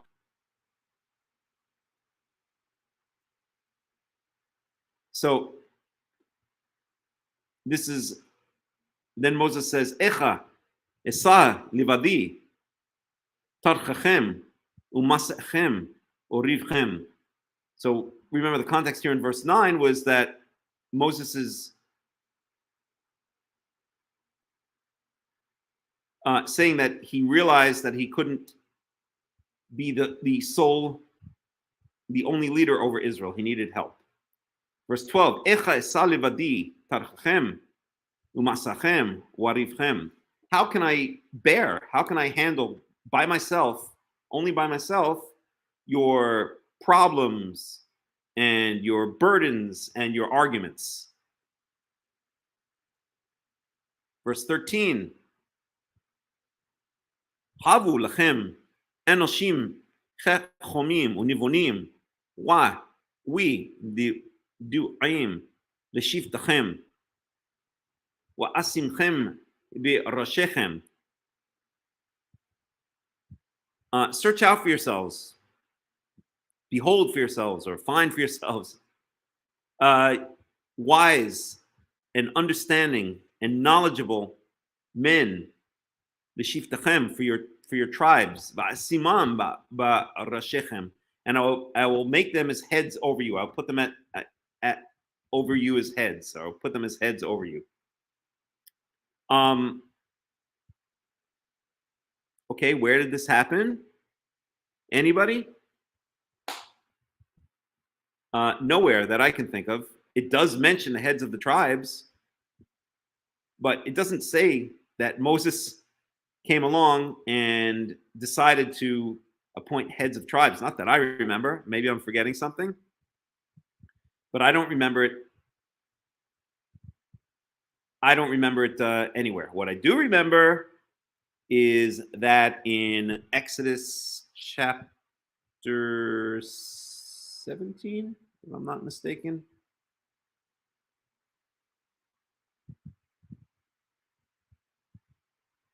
No. 19 it must be. No, 18. That Jethro visits and he sees that Moses is standing from morning until night judging the people, and he gives Moses some management advice and says, if you don't want to wear yourself and these people out, you better appoint some assistants. And then Moses does so. Here, Exodus 18:18.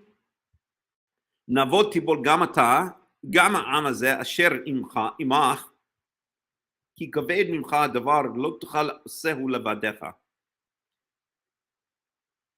Both you and these people will certainly waste away, will certainly wither away. Asher imach, these people who are with you will certainly wither away. Ki kaved mimcha davar, because what you've taken upon yourself is it's too much for you. It's too heavy. Lo tuchal sehu levadecha. You can't do it by yourself. Verse 19. Ata shema b'koli v'yitzacha v'yi Elohim imach. Heye atem la'am mula Elohim. I'm not going to go through the whole thing, but basically, let's find the tat techazeh. 1 second. Anshe chayil. So here, verse 21. So this is what Jethro, Moses' father-in-law, tells Moses. Ata techazeh mikol ha'am anshe chayil.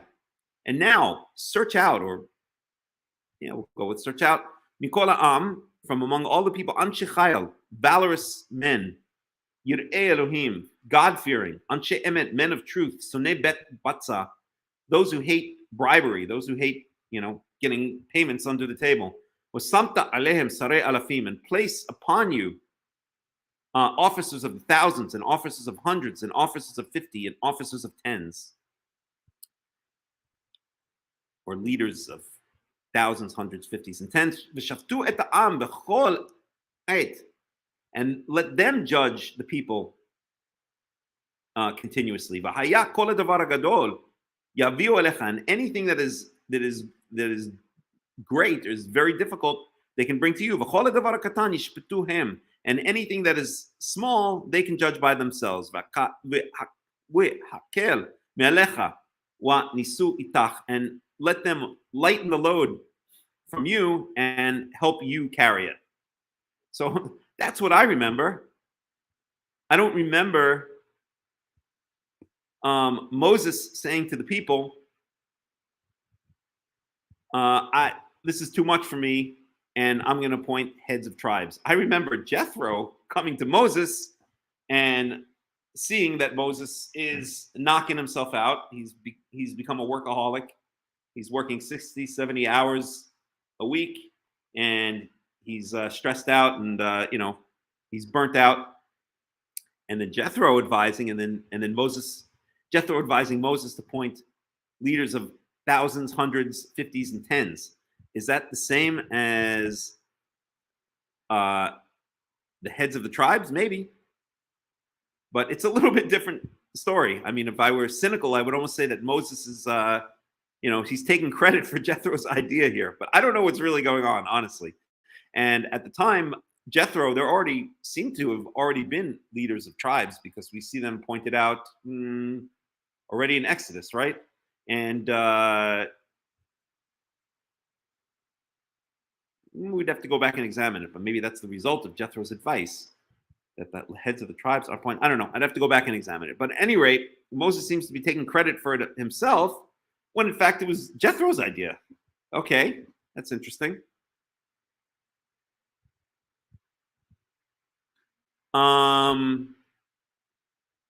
Let's get some commentary. Okay, significantly, the very first, it's verse 8, significantly, the very first speech of God in Moses' initial discourse is a ringing confirmation of the promise of the land to the people I've given you, has the legal force of a performative speech act, as if to say, by these words, I hereby confer to you. Okay.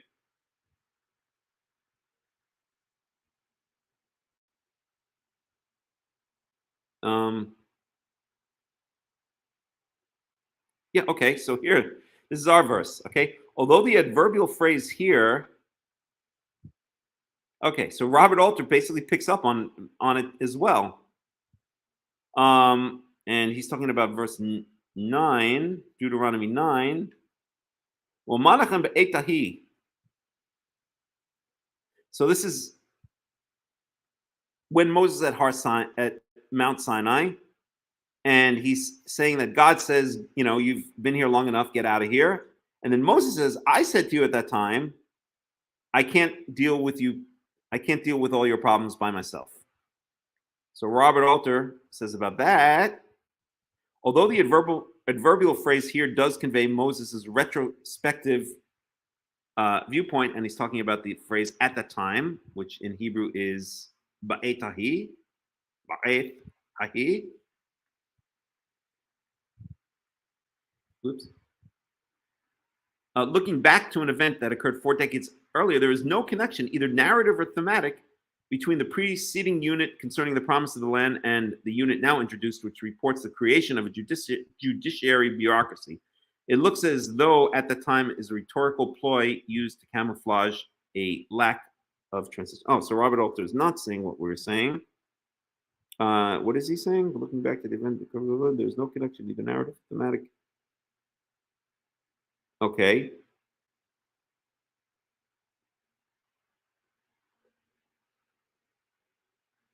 Okay, I see what he's saying. So he's okay. It's kind of a technical point, which I don't think really concerns us. But to explain what he's saying, he's saying that this phrase here, ba'etahi, he's saying that these are two different narratives. One is God telling the Israelites to leave the Mount Sinai and start heading towards Israel. And the second one is Moses saying to the people, I can't do this by myself. Appoint leaders over the tribes. And what Robert Alter is saying is that these two things, this and this, have no connection to each other, and that the phrase ba'etahi at that time is just used as a connector. That's it. Its only purpose, because it doesn't seem to have happened at exactly that time. That's basically what Robert. He's making kind of a literary point or a technical point. Okay, let's move on. So 10.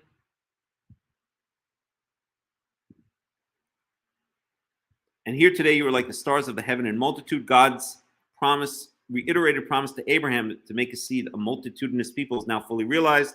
And it confronts Moses with a grave practical problem of judicial oversight of these vast numbers. Okay? And this is the blessing afterwards. May the Lord add to you 1,000 times. But Moses, not wanting to construe the blessing of natural fecundity negatively, hastens to wish for Israel that it continued to proliferate in the spectacular fashion it has already done. So that's kind of what I was saying, right? That after Moses mentions the fact that the Israelites are as numerous as the stars in the sky, where was that? Right here. That he doesn't want that to be a accounting or some kind of curse. So he right after follows it with a blessing. That's kind of what I was saying in slightly different words, though, or in slightly different concept, but same general idea. Okay. Oh, how can I carry? The Hebrew does not use the ordinary form for how but the elongated form echa, which often marks the beginning of laments. The transition seeks to suggest this effect of threnody. Okay. Oh, how can I get? Okay, I see what he's saying. I'm not going to get into it. If you understand what he's saying, then he understands what he's saying. But he does bring up a new word, which I've never heard of. Thank you once again, Robert Alter. Threnody. What the heck does that mean? God almighty. Song or hymn of mourning composed or performed as a memorial to a dead person. Synonyms: koronach, I think this dirge, lament, requiem. Okay. Threnody. Okay, good enough.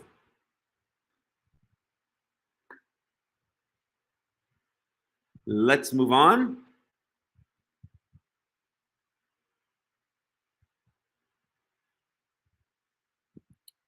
Verse 13. Get you wise and understanding and knowing men. This account of the establishment of a judicial bureaucracy differs from the one in Exodus 18 in several respects, all of which reflect the distinctive aims of Deuteronomy. So this is what we were saying, but let's hear Robert Alter's take on it. Robert Moses was he was famous in the history of New York. He was the Jewish commissioner of parks in New York and responsible for building a lot of the park and highway infrastructure in New York. And he was an interesting character. So I combined Robert Alter and Moses, and I said Robert Moses. So I will tell you an interesting true story about this guy, Robert Moses. So he was Jewish. He was the commissioner of parks of New York City in, I guess, the 1930s or so. Let's see. And he invented, if you've ever heard the term parkway, that was invented by him, or at least as far as I know, it was invented by him. And the reason was he was very interested in building up the infrastructure of New York City, in bringing it into the modern age. And but he couldn't get the job of mayor or transportation commissioner. He was only given the position of parks commissioner. So he used his position as parks commissioner to build up the infrastructure of New York City. He created basically a whole kind of greenway, a connected belt of parks throughout New York City. And in many of those parks, he built highways, high speed highways, or at the time, high-speed highways. But he couldn't. The only way he could do that as parks commissioner was basically to turn them into parks. So that's where you get the term parkway from. And where I grew up in New York City, I was right next to a parkway called the Cross Island Parkway.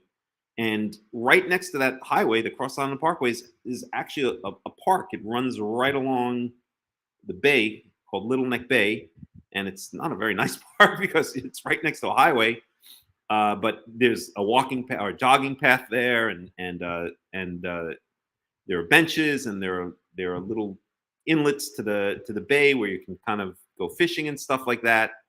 And so that was his way of building up the infrastructure of New York City by building these highways, but making them parks, literally within the boundaries of the parks, which were in his province to designate, because he was parks commissioner. And here's a true story. So where I grew up in New York City was a place called Bayside in Queens, and not far from where I live it's not anymore, but it was until when I was little, it was still there, something called the Bayside Yacht Club.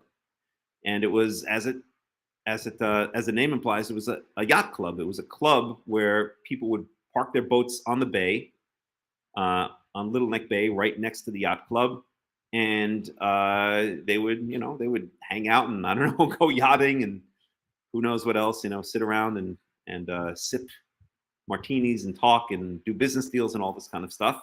Except there was one, and it was a very well-known club in the area, the Bayside Yacht Club. There was only one problem.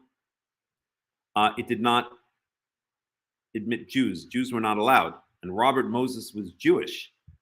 So he decided that to take revenge on the Bayside Yacht Club, he would build a highway which would cut off the Bayside Yacht Club from the bay.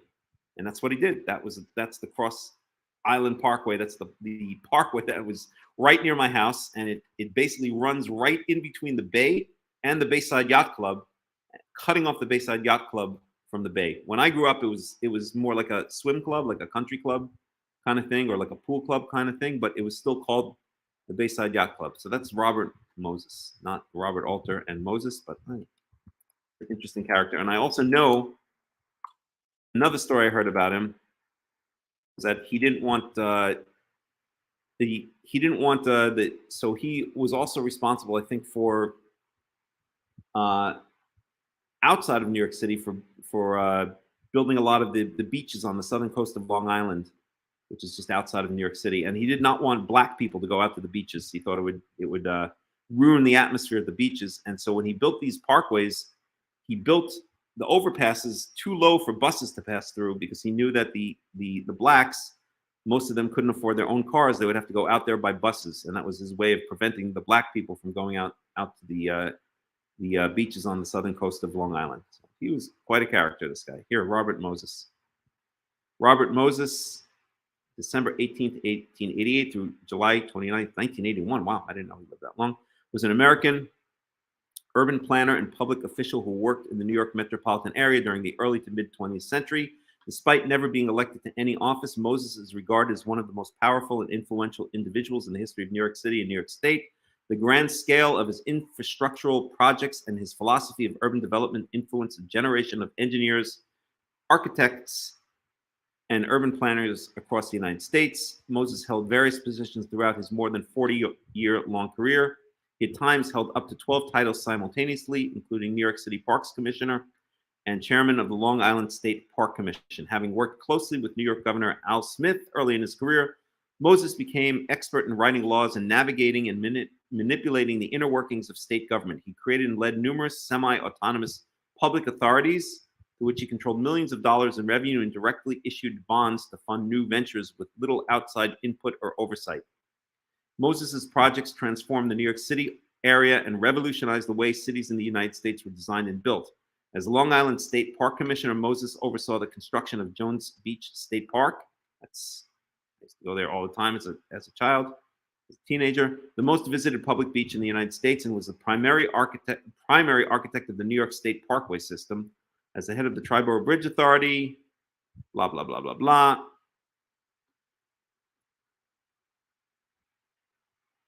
Moses' reputation declined following the publication of Robert Caro's Pulitzer Prize-winning biography, The Power Broker, which cast doubt on the purported benefits of many of Moses' projects and further cast Moses as racist, in large part because of The Power Broker. Moses is today considered a controversial figure in the history of New York City.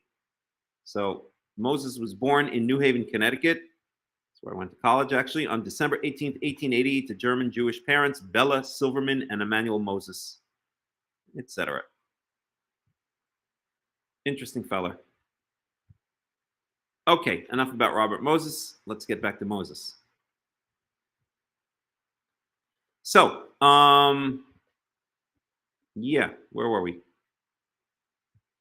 Okay, so this account, we're in verse 13. Jethro, Moses' father-in-law, who conceived the scheme in Exodus, is not mentioned here. Instead, the plan is entirely Moses' idea, as this is the book of Moses. Having hit on the idea, he entrusts the choice of magistrates to the people, where in Exodus he implements Jethro's directive by choosing the judges himself.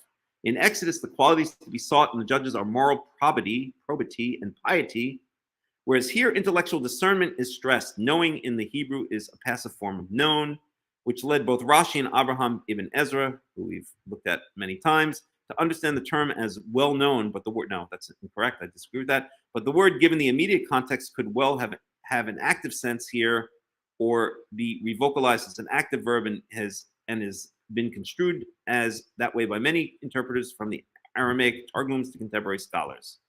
Yeah, knowing. And of course, I agree with that. Okay.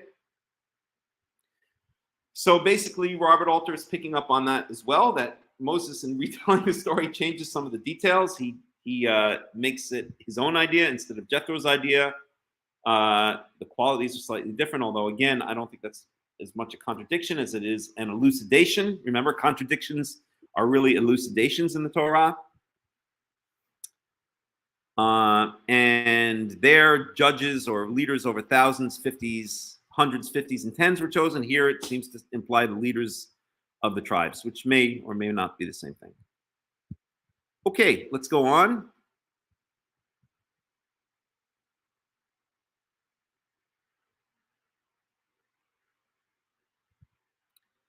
And that's that. So now, verse 16.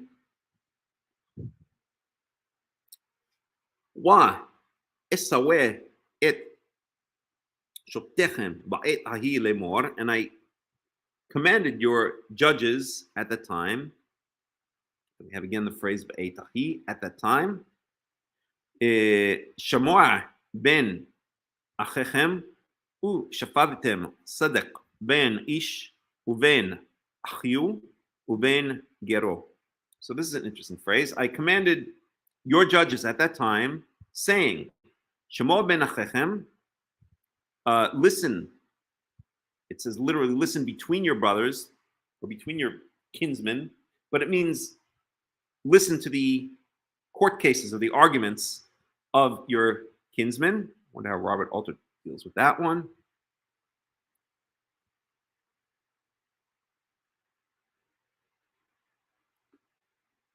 Here, between your brothers, okay, so he translates it kind of rather literally. Ushafadtem tzedek, and judge and adjudicate justice. Ben ishu ben achu, between each man and his kin. Uben gero, and between his, literally it says his ger. So this is interesting because it basically means adjudicate justice between Israelites and also including the Gerim, and between Israelites and Gerim, or between also including the Gerim, basically. So this is interesting because it shows that the verb ach is contrasted with the verb ger. Ach is usually, literally it means brother, but probably more often than brother, it really means kinsman, like near of kin, or kin, I think would be the correct English translation. And here it's contrasted with the word ger. So kin, achiu, kin means those who are bloodline related to Jacob, who are actual blood family. That's what ach means. And so this, the fact that here it's contrasted with the word ger, the ger is the sojourner, the convert in modern parlance, the one who comes from a foreign nation and joins Israel, shows that whenever we see the word ach, or not whenever, but many times when we see the word ach, that it specifically means a bloodline Israelite. In other words, someone who is bloodline descended from Jacob. So for instance, when in, I can't remember chapter and verse, in Deuteronomy 16 maybe, or something like that. I can't remember exactly chapter and verse, but it says, it gives laws for the king. If you want to choose a king, let me even find it. If you wish to place a king over you like the rest of the nations. Deuteronomy 17.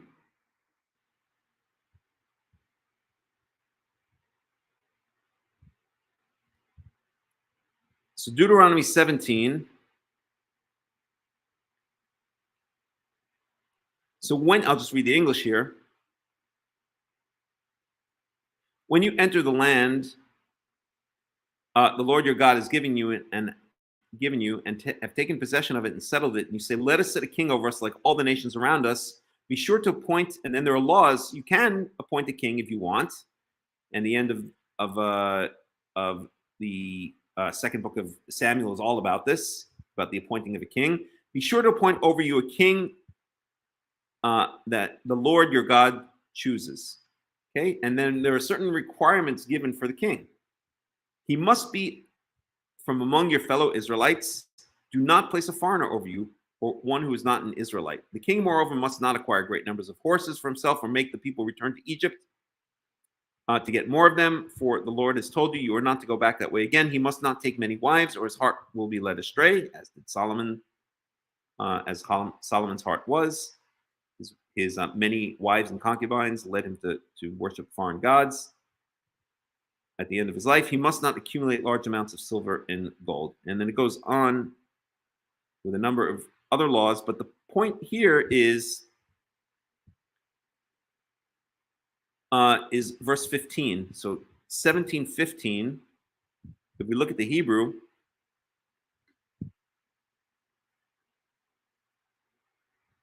whoops. No, I have to do this a different way.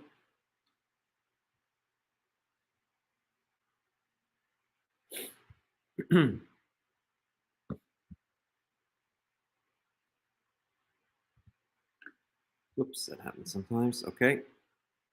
Leningrad Code 17:15.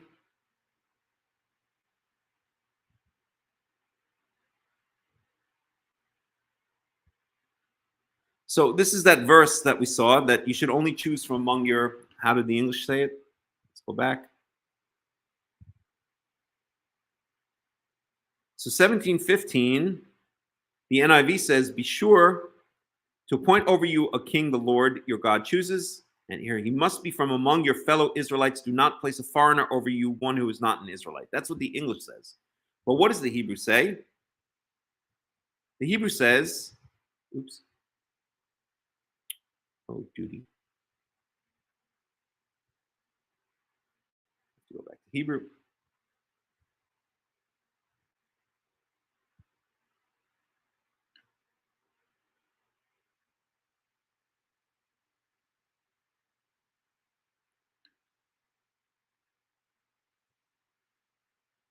The Hebrew says,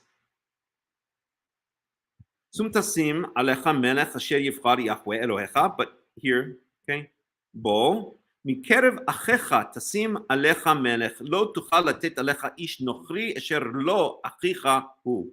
It says, from among your kin, achicha, your brothers or your kin, from among your kin, tasim alecha melech, you shall place upon you a king. In other words, the brother has to be one of your achicha, one of your kin. And then it says, Lo tuchal latet alecha ish nochri. You cannot put a foreign person. Now, nochri usually means a complete foreigner, but here in the context, it means anyone who's not an ach, who's not a bloodline descendant of Jacob. Asher lo achichahu, okay, who's not your kin. And how do we know this? How do we know? Maybe this includes a ger. Maybe you can place a ger over you as king. Well, to that, I would answer, if we look here, we see that ach is not the same as ger. Ach is contrasted with ger in this verse here, 16. Okay, you shall judge between, or he shall judge. I'm sorry, the judges shall judge between a man and his kin. And there we're talking about native-born Israelites, bloodline descendants, patrilineal bloodline descendants of Jacob, and ubein gero, and also including the gerim. The judges shall judge fairly between Israelites and gerim, Israelites and Israelites, Israelites and gerim, and gerim and gerim. In other words, shall judge fairly between all of Israel, including the kin, the patrilineal descendants of Jacob, the bloodline descendants of Jacob, and also including the gerim, those who come from outside of the nation and join the nation. But the fact is that here we have ach contrasted with ger. Ach clearly here means a native-born Israelite, a patrilineal bloodline descendant of Jacob. And a ger means someone who's joined the nation who is not a patrilineal bloodline descendant of Jacob. And the two are contrasted with each other. And this sheds light on Deuteronomy 17:15 when it says, you shall put an ach, where was it?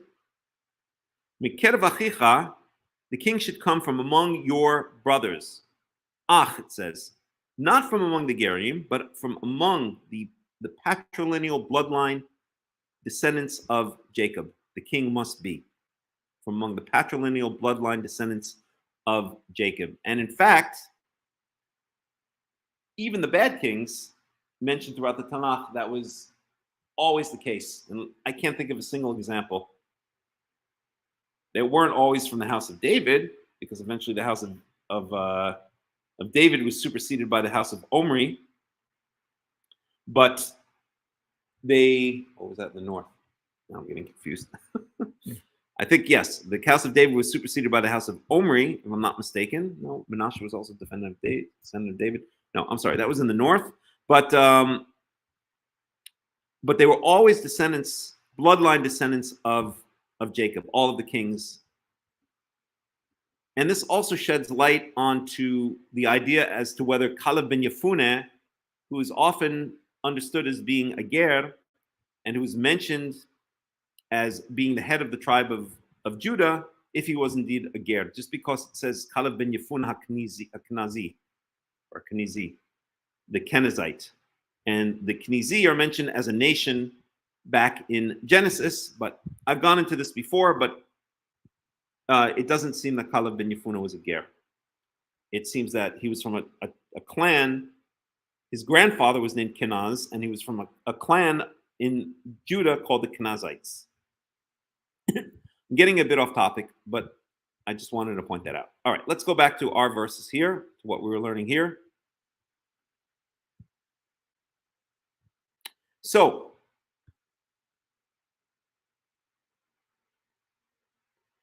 lo takiru panim b'mishpat ki katon ka gadol tishma'un lo taguru mibnei ish ki hamishpat לאלוהים הוא, והדבר אשר יקשה מכם תקריבון אליי ושמעתיו.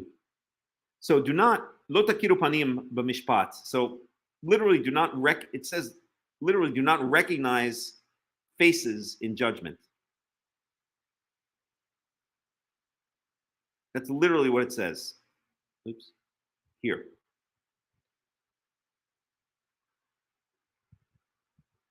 But what it means is you should not take into account who the person standing before you in judgment is. That's what Moses is saying that he told the judges, or he commanded the judges. Okay, you should not take into account who's standing before you. Kekaton kegadol. Tishma'un. Whether he is small or large, meaning insignificant in Israel or great in Israel, tishma'un. You shall hear his case. Lo taguru mipnei ish, and you shall not fear. You shall not. What would be a better word than fear? You shall not. There's a word on the tip of my tongue that I'd like to use, but I can't find it. You should not shrink from before a man. Ki hamishpat Elohim hu, because judgment belongs to God, because judgment belongs to God. So basically what this is saying is that justice should be blind, right? Equal application of the law. You should not take into account whether the man standing before you being judged is insignificant in Israel or great in Israel. Both should be judged equally. Justice should be blind. And this is very possibly where later systems got that idea from. And it's pointed out that in theory in America, justice should be blind. Of course, it's not anymore, but in theory, it was supposed to be. Okay, והדבר אשר יקשה מכם תקריבון אליי ושמעתיו. that thing or that matter which is too hard for you, kasher means hard. Bring it to me, bring it close to me, or bring it to me, and I will hear the case. I will hear it. Okay, so this is Moses speaking, and that is essentially what was laid out in Exodus 18, but it wasn't Moses' idea; it was Jethro's idea.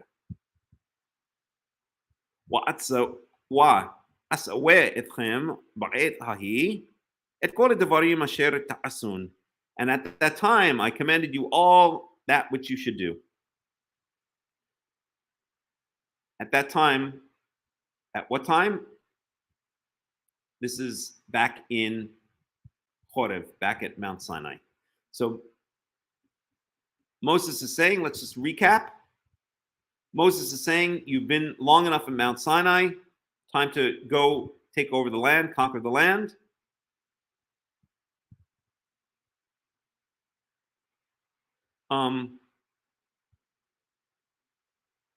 But before I do, before you do that, let me remind you that I decided that you were just too great a number for me to deal with on my own.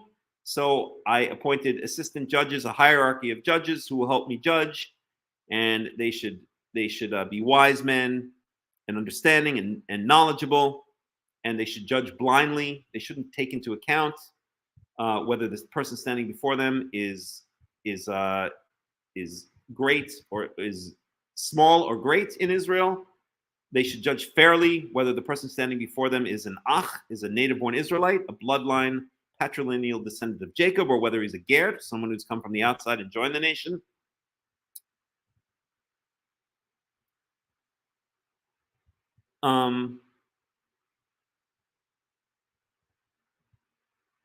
Yeah, and that's that. Okay, now we get to a recapping of the incident of the spies.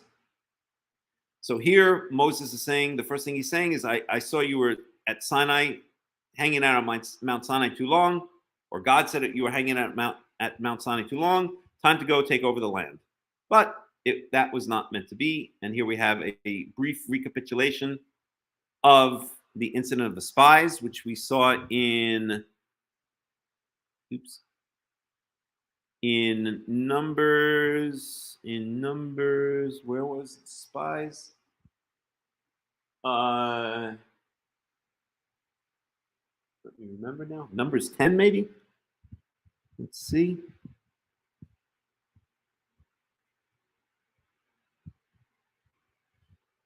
No, it's after that.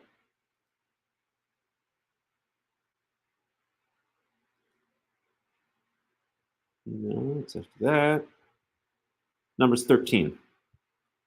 Okay, so here's the original story of the spies. We studied it not too long ago because it was the middle of Numbers, and now we're only up to the book of Deuteronomy. So, verse 19, Wanisa. מחורב ונלך את כל המדבר הגדול והנורא ההוא אשר ראיתם דרך הר האמורי כאשר ציווה יהוה אלוהינו אותנו ונבוא עד קדש ברנע. So we traveled from Chorev. So this one sentence is 40 years of journey. We traveled from Chorev and we went through all of the great and terrible wilderness which you have seen. What does he mean, which you have seen? Well, this is what you've been doing for the past 40 years, is basically what he's telling them. Although, of course, the old generation died out and the new generation was born. That was part of the punishment of the spies. Derech har Emori.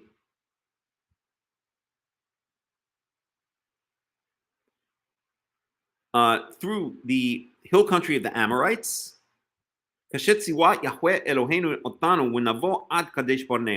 As Yahweh commanded us, and we came, or we have come now to Kadesh Barnea. So this verse here basically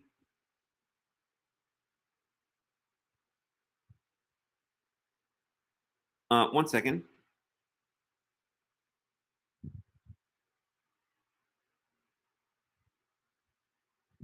Wait, 1 second.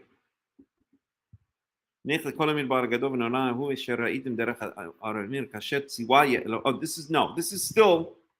this is still not the 40 years have passed yet, because this is before the spies, right? The punishment of the 40 years only comes after the spies. 40 days, they spied out the land, and midah keneged midah, as karma, and as God's karma, the Israelites will now wander for 40 years in the desert. So this is speaking about after they left Mount Sinai, they traveled through the hill country of the Amorites, and they came to Kadesh Barnea. Kadesh Barnea was mentioned earlier.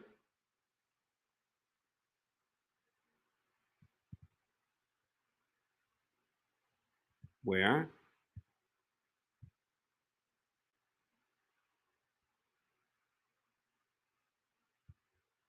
ולסוף בן פרן ובן תופל לבן וחצר עובדי זהב 11 יום מחורב דרך השעיר עד קדש ברנע.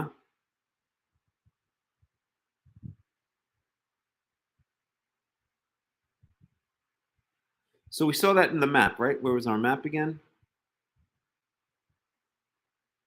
Let's go back to our map.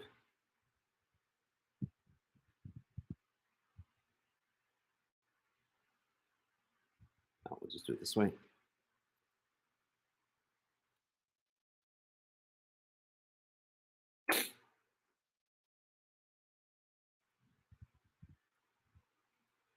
So there's Kadesh Barnea, according to this. Down here. So they traveled from Mount Sinai, which who knows where it is? That's a big controversy as to where it is. Most people say in the Sinai Peninsula. Some people say out in Saudi Arabia. But whatever, let's assume in the Sinai Peninsula. And they got here to Kadesh Barnea. Okay?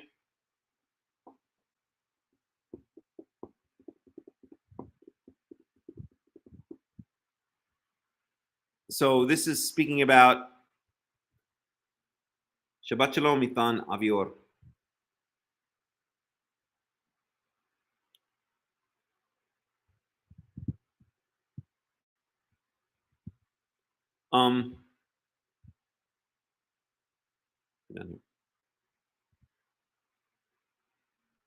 So I would have to look back when they got to Kadesh Barnea. Let's see, do I have it on my list of journeys, which is not complete? One of these days I'll have to go back and fill it in. Desert of Sinai, Desert of Paran.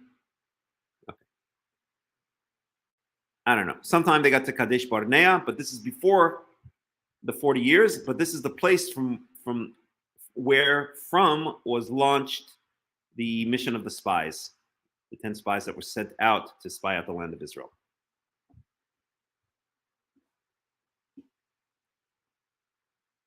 Okay, verse 20.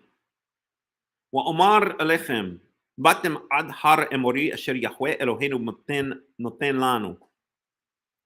And I said to you, you've come to the hill country of the Amorites, which Yahweh, our God, will give to you, or has given to you, has chose to give to you, or will have given to you. I don't know. Has given to you. Verse 21. Ra'eh natan Yahweh Elohecha lifanecha et haaretz. Behold, Yahweh, our God, your God, has given before you the land of Israel. Ale resh kasher dibe Yahweh Elohei avotecha lach el al tira wa al techath. So go up, inherit it or conquer it, take it for yourselves, as Yahweh, the God of your fathers, has spoken to you. Al tira, do not fear, wa al techat, and do not shrink. In other words, don't fear the inhabitants.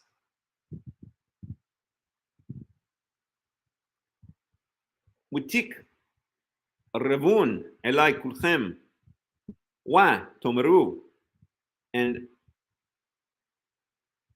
you all approached me and said, "Utomrun nishle wa נשלחה אנשים לפנינו, ויחפרו לנו את הארץ וישיבו אותנו דבר את הדרך אשר נעלה בה, ואת הערים אשר נבוא אליהם.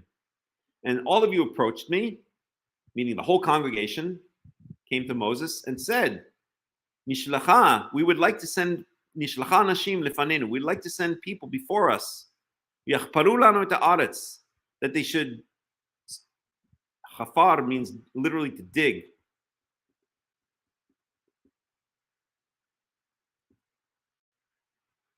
But to spy out the land, to search out the land, to explore the land. For us, and let them bring back word to us. Telling us which way we should go up. In other words, which road we should take, or which path we should take, or which direction, or how we should go up, basically, and conquer the land. And what are the cities like which we're going to come upon? Verse 23. ויטב בעיני הדבר ואקח מכם 12 אנשים. I'm sorry, did I say 10 spies earlier? 12 spies, one for each tribe. 10 came back with a bad word, and 2 came back with a good word. מכם 12 אנשים, 12 men, איש אחד לשבט. 12 men, 1 per tribe. Verse 24. ויפנו ויעלו ההרה ויבוא עד נחל אשכול וירגלו אותה. And they turned. Oh, I'm sorry.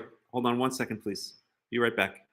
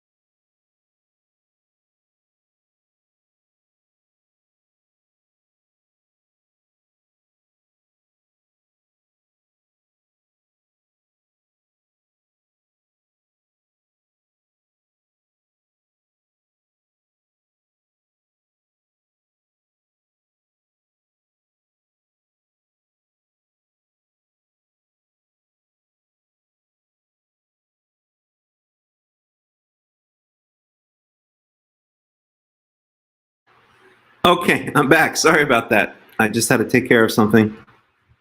Nothing too serious, but it just had to be taken care of. Okay, so let's see here. So where were we?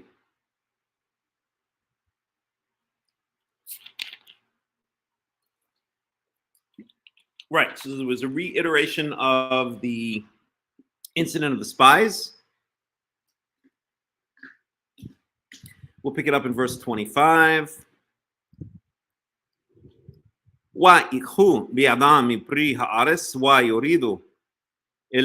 So they took from in their hands of the fruit of the land,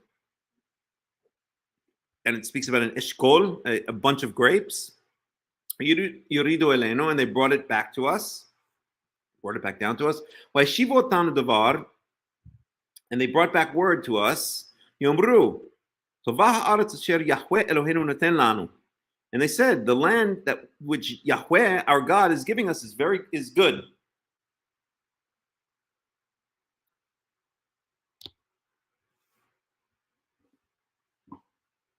Is that what happened? No. That's not really what happened. They did say the land is good, and they said the fruit was good, but then they said the Amorites are in fortified cities, and that we saw giants there, and we were like grasshoppers in their eyes and in our eyes. So Moses is not telling the whole story. He just here cuts to the chase. Verse 26.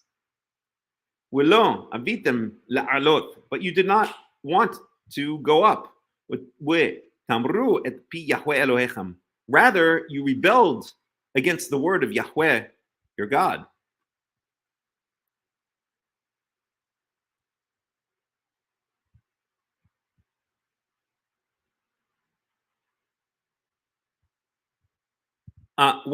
ותרגנו באוהליכם ותאמרו בשנאת יהוה אותנו הוציאנו מארץ מצרים לתת אותנו ביד האמורי להשמידנו. Let's make sure that everything is good here. Yep. Yeah, it's quite a story.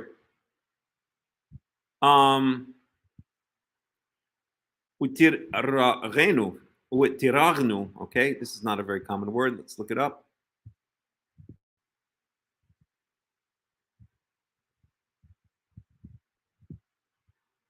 Appears a couple of times. Psalm 106:25.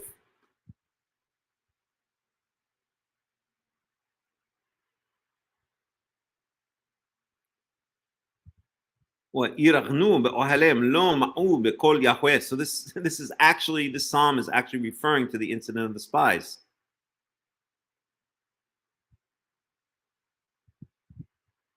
Verse 25. So this is Psalm 106.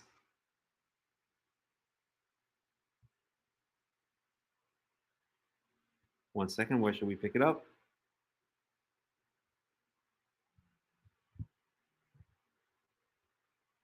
So this is interesting.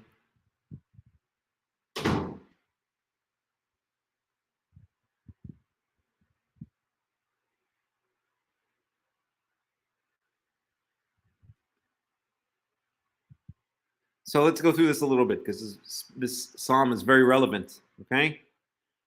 So Psalm 106, verse 1. Hallelujah. Hodu li Yahweh ki tov ki li'olam chazdo. Praise Yah.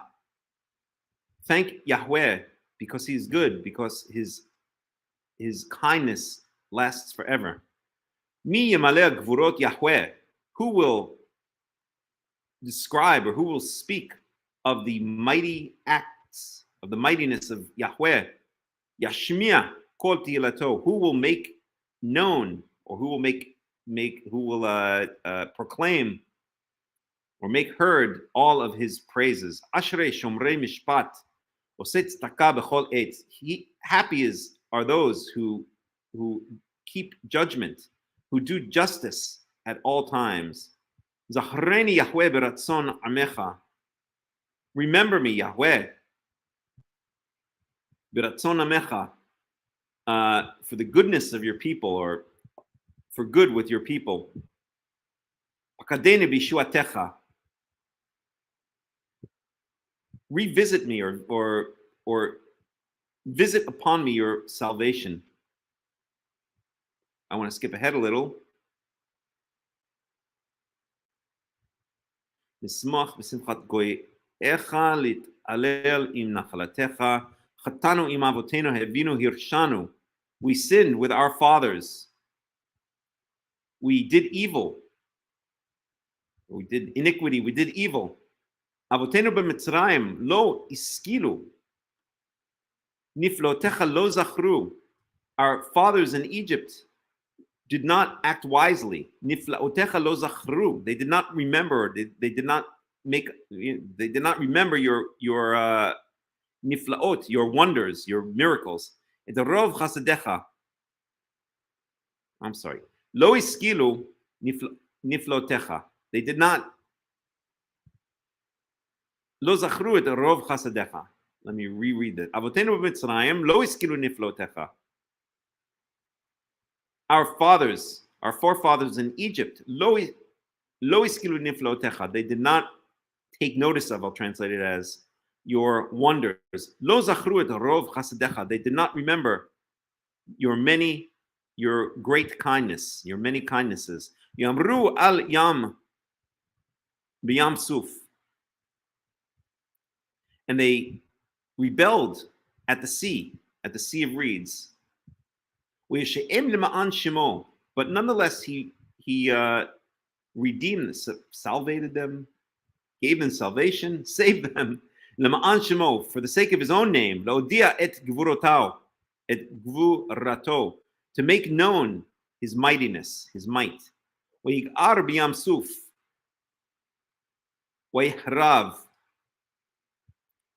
And they feared. I'm sorry. He rebuked them at the Sea of Reeds, and they were destroyed, or they were killed. I'm sorry. My mistake. He rebuked the Sea of Reeds, and it dried up. From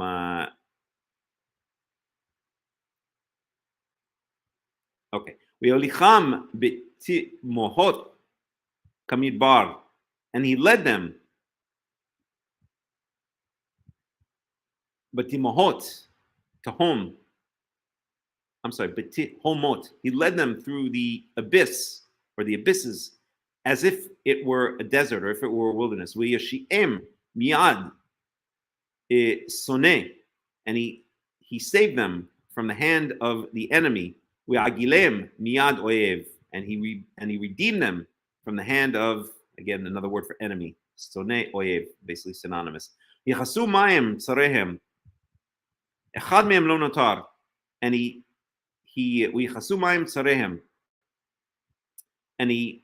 covered up their enemies with water. Echad mehem lo notar, not a single one of them survived. Ya'aminu b'devarau v'yashiru tilato, and they believed in his words, and they sang his praises. And that is pretty much definitely referring to the Shirat Hayam, the Song of the Sea, which they sang after the Egyptians were drowned in the Sea of Reeds. Maharus shachachu ma'asav, but quickly they forgot his great deeds, his deeds. V'lo chiku la'atzato, and they did not wait on his, or they did not wait for his advice, his counsel. V'yit avu ta'ava b'midbar. And they sinned great sins, or they sinned sins in the wilderness. وَيَنَسُوا el b'yishimon, and they tested, they tried, they annoyed to the point of they tested God in the wilderness, or in the how do we translate Yishimon usually? No, it says desert here, but that's not the one translation I'm working for. In the Shimon means like the place where there is nothing. I forgot. They usually translate it better than that. But okay. وَيْتَنْ لَهِمْ شَئَلَتَامْ وَيْشْلَخْ رَزَون بِنَشَام. And he gave them that which they asked for. Vishlach razon v'nachshon.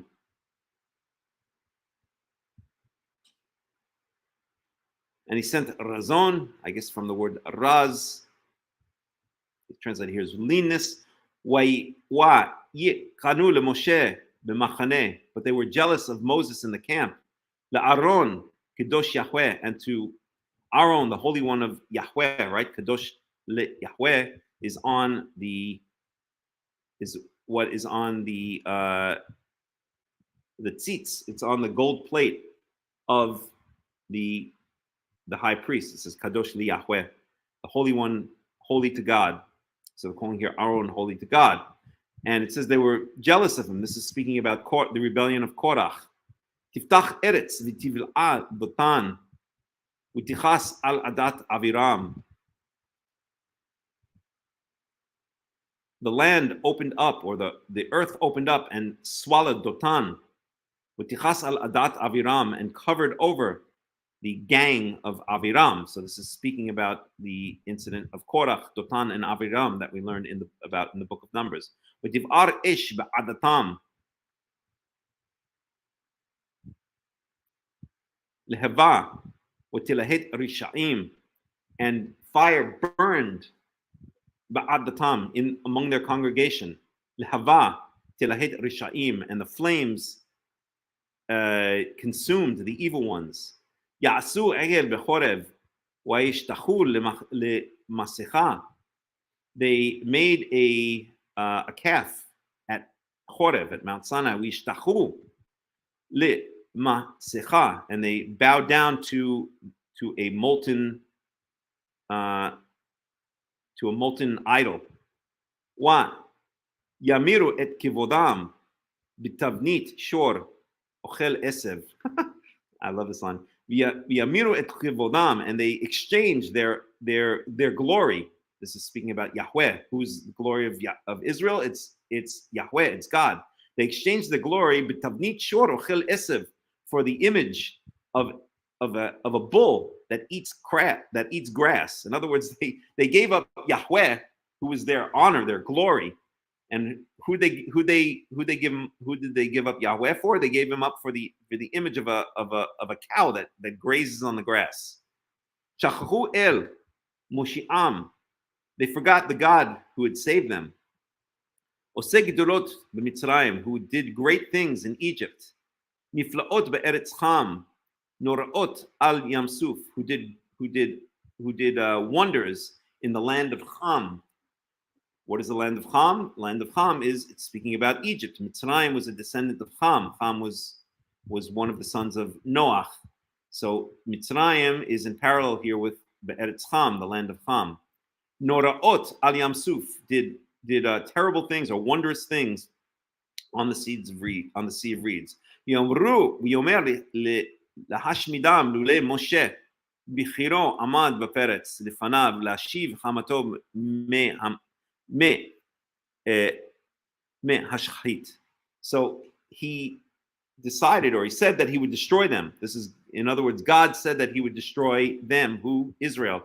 Lule Moshe bichiro amad b'peretz. Had not Moses, his chosen one, stood in the gap. Literally, it says stood in the gap, but it means stood between, interceded between God and Israel. If Moses had not interceded, then Yahweh would have wiped out Israel. Beperetz lefanav, stood in the gap before him, basically stopped God from destroying Israel. Lashiv hamato me ashchit, to turn back his anger from destroying them. V'yemasu be'eretz chemda lo heminu ledvaro, and here we get to the incident of the spies, and they despised the land, be'eretz chemda, the beautiful land. How do they translate chemda here? Maybe we get a better translation. The beautiful, pleasant land. Lo yeminu ledvaro, they did not believe in his word. In what word? So this is now, this verse here, and the whole reason we were reading the psalm is that this is now leading up to the incident of the spies. And I actually like, Itan Evior calls them the scouts, the miraglim. It's much better than spies. I call them in the past explorers, scouts. So I will try to be careful not to use the word spies, which is the usual translation, but it's not a good translation. They were the 12 scouts or the 12 explorers. Let's go with scouts. Actually, that's the perfect translation. And they despised the pleasant land or the beautiful land. They didn't believe in his word, or they didn't believe his word. Who didn't believe whose word? Israel didn't believe the word of God. What word of God? The word of God that he promised to their forefathers, Abraham, Isaac, and Jacob, to inherit it or to dispossess the inhabitants. In other words, that he would give them the strength to conquer the inhabitants of the land of Israel and take it over for themselves. They didn't believe his word. Wa ye ragnu be'ohalehem lo shamu b'kol Yahweh. And they complained in their tents. They did not listen to the voice of Yahweh. And this is why we ended up in this psalm to begin with, because we have here the same verb, what? Ye ragnu. They complained in their tents. And we see that this word occurs also in our verse, Deuteronomy 1:27. You complained in your tents. And this is now picked up in Psalm 106:25. They complained in their tents. Lo shamu b'kol Yahweh. They did not listen to the voice of Yahweh. And we also see that this verb, ragan, appears only 3 times in the entire Tanakh. Once in Deuteronomy 1:27. That's the verse that we were originally considering. Then it's picked up again in Psalm 106, when Psalm 106 is recounting all of the Israelites' trouble or rebellion against God when they left Egypt, or in the time of the Exodus from Egypt.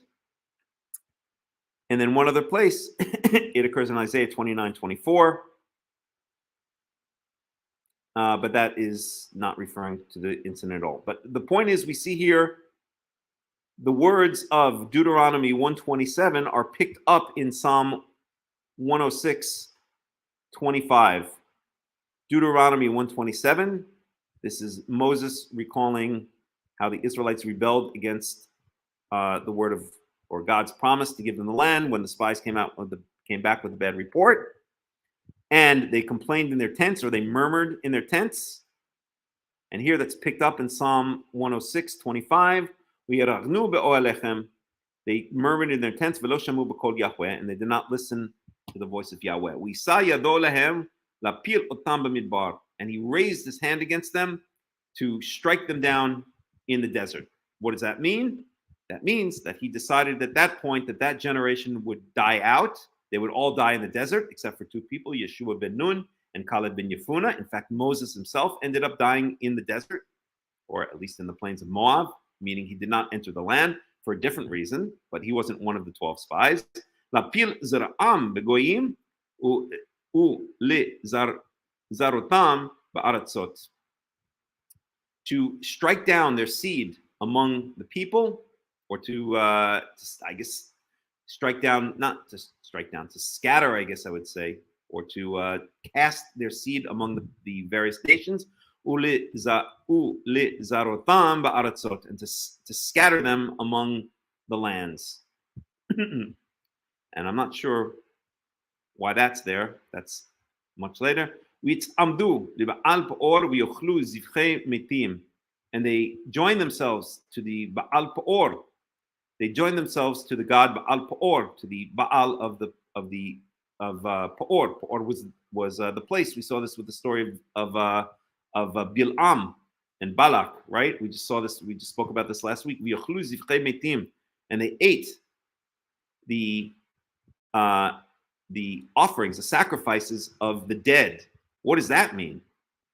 This, in my opinion, is referring to the Baal Peor. Baal Peor is not a living god; he's a dead god.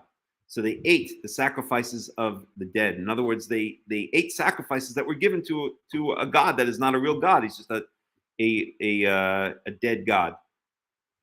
Uyachisu b'ma'alelehem watifrotz bam magifa. and they angered, they enraged God, is implied as the object here, with their deeds, with Tifrat ma magifa, and a plague broke out among them. We read about that last week. Yamod Pinchas wa yipalel v'te'atzer hamagifa, and Pinchas stood up. Pinchas arose. We started reading about this last week. Pinchas struck down the Israelite and the Midianite woman that were having relations. Vayipalel. Translate. Palel's intervened. Okay, fair enough. With the Etzera Magifa and the Magifa and the plague was stopped. I will do one or two more verses, then we'll get back to Deuteronomy. With Techashev lo litztaka, the door wador ad olam, and it was reckoned to him as justice. And by the way, this is very interesting because this is the phrase that is used back in Genesis. Whoa. With Abraham, one second, where was it exactly? I think that was with the story of Sodom and Gomorrah. I can't remember, but it's used with Abraham, either with the story of Sodom and Gomorrah, or with the Brit Ben Abitarim, with the covenant between the split parts. I think it's with Sodom and Gomorrah. It said about Abraham that now I have to remember. No, maybe it was the Brit Ben Abitarim. Now it's driving me crazy. Now I have to go check it out. One second. So Genesis 15.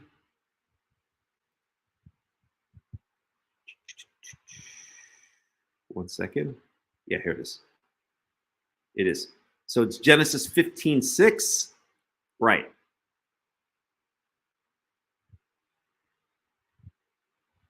לא ירשך זה כי אם ישר ויצא אותם החוצה אוקיי. הבית נעל השמיים בספר כוכבים תוכל לספור אותם ויאמר לו כה יהיה זרעך והאמין ביהוה. So this is here. After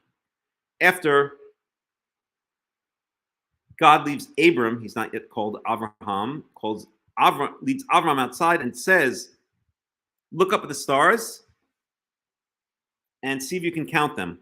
Here, we'll start here.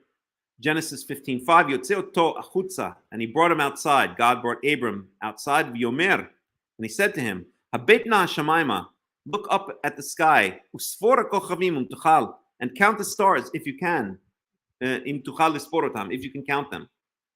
V'yomer lo ko yeh zar'echa, and he said to him, in other words, God said to Abram, so shall be your seed. Remember, this is before Abraham had even a single child. This is before the incident. This is before Ishmael is even born. So Abraham is old. He doesn't have a single child. Just imagine this. He's how old? I don't remember if it says an exact age, but let's say he's in his 80s, because I think Ishmael was born when he was 90. So Abram is in his 80s.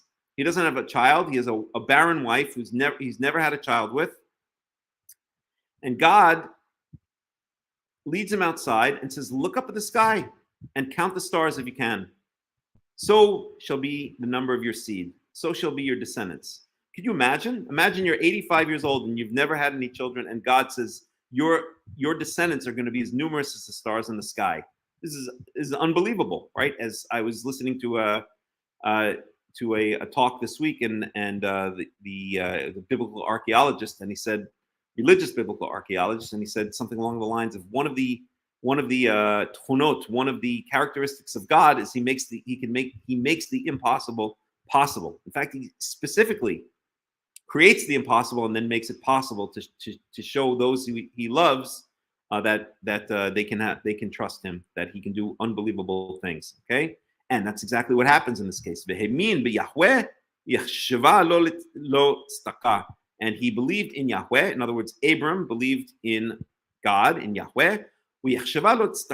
And this is usually translated as accounted to him as righteousness. In other words, the way it's usually understood, and the way I understand it, is that God considered him, or he was considered righteous for this, that he had nothing. He was 85 years old, let's say, no children. God leads him outside, says, look up in the sky. You're going to have as many descendants as the stars in the sky. And God and Abram believed him. Imagine the leap of faith it must take to be 85 years old, to have no children, and then to believe Yahweh when he comes to you and says that your descendants are going to be as numerous as the stars in the sky.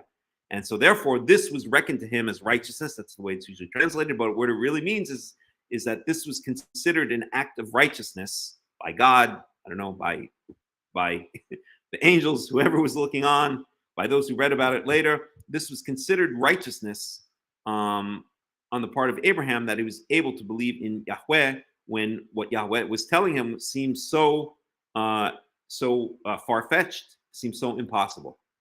Okay, let's unravel a little bit, and we're going to end soon. I'll go, I guess, to the end of the chapter of Deuteronomy that we're in. At any rate, how did we get on Genesis 15? Because the same phrase is used here in Psalm 106 regarding Pinchas.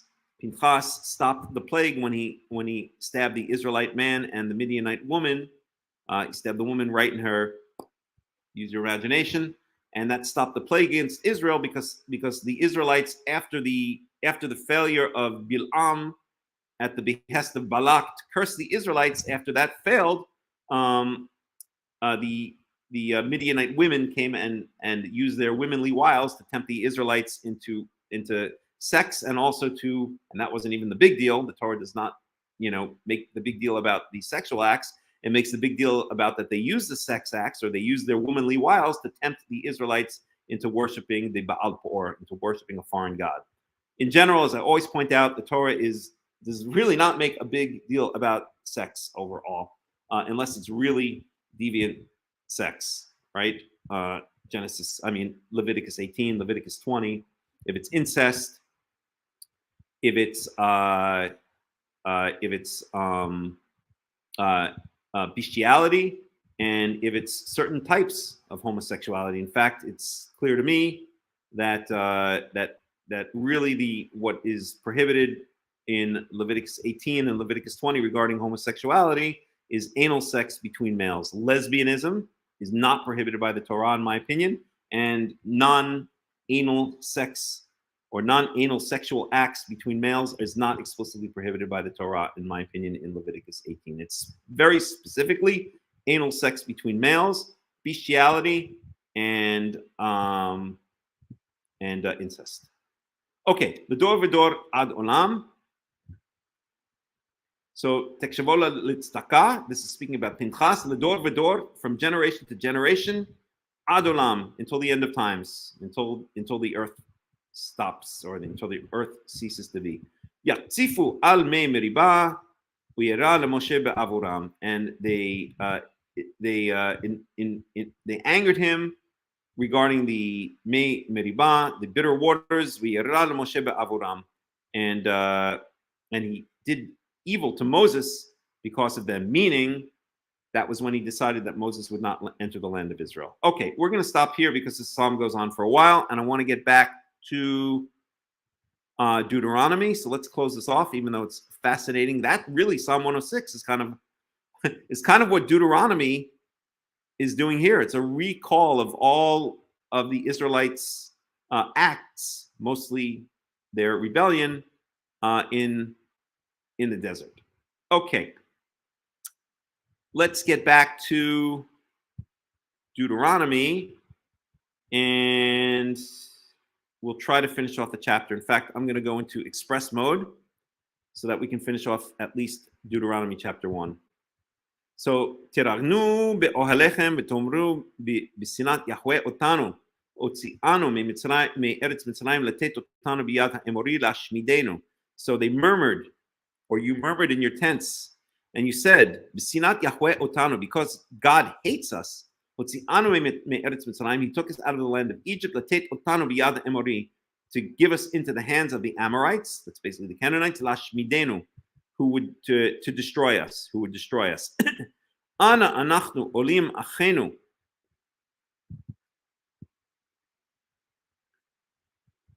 Himasu et livavenu lemor am gadol v'ra mimenu arim gdolot u'bitzurot b'shamayim.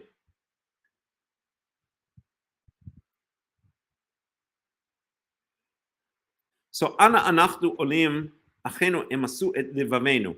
So even if we had wanted to go up, I would translate that as, I'm curious to see how Robert Alter deals with that one. So that's Deuteronomy 128.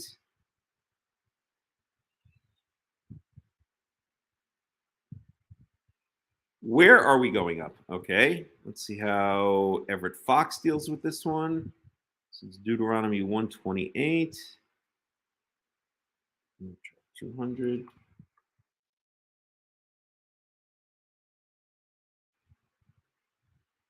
$128. To where are we going up? Okay. All right. Then we'll go with that. Ana anachnu olim. Okay. To where are we going up? Yes, that's correct.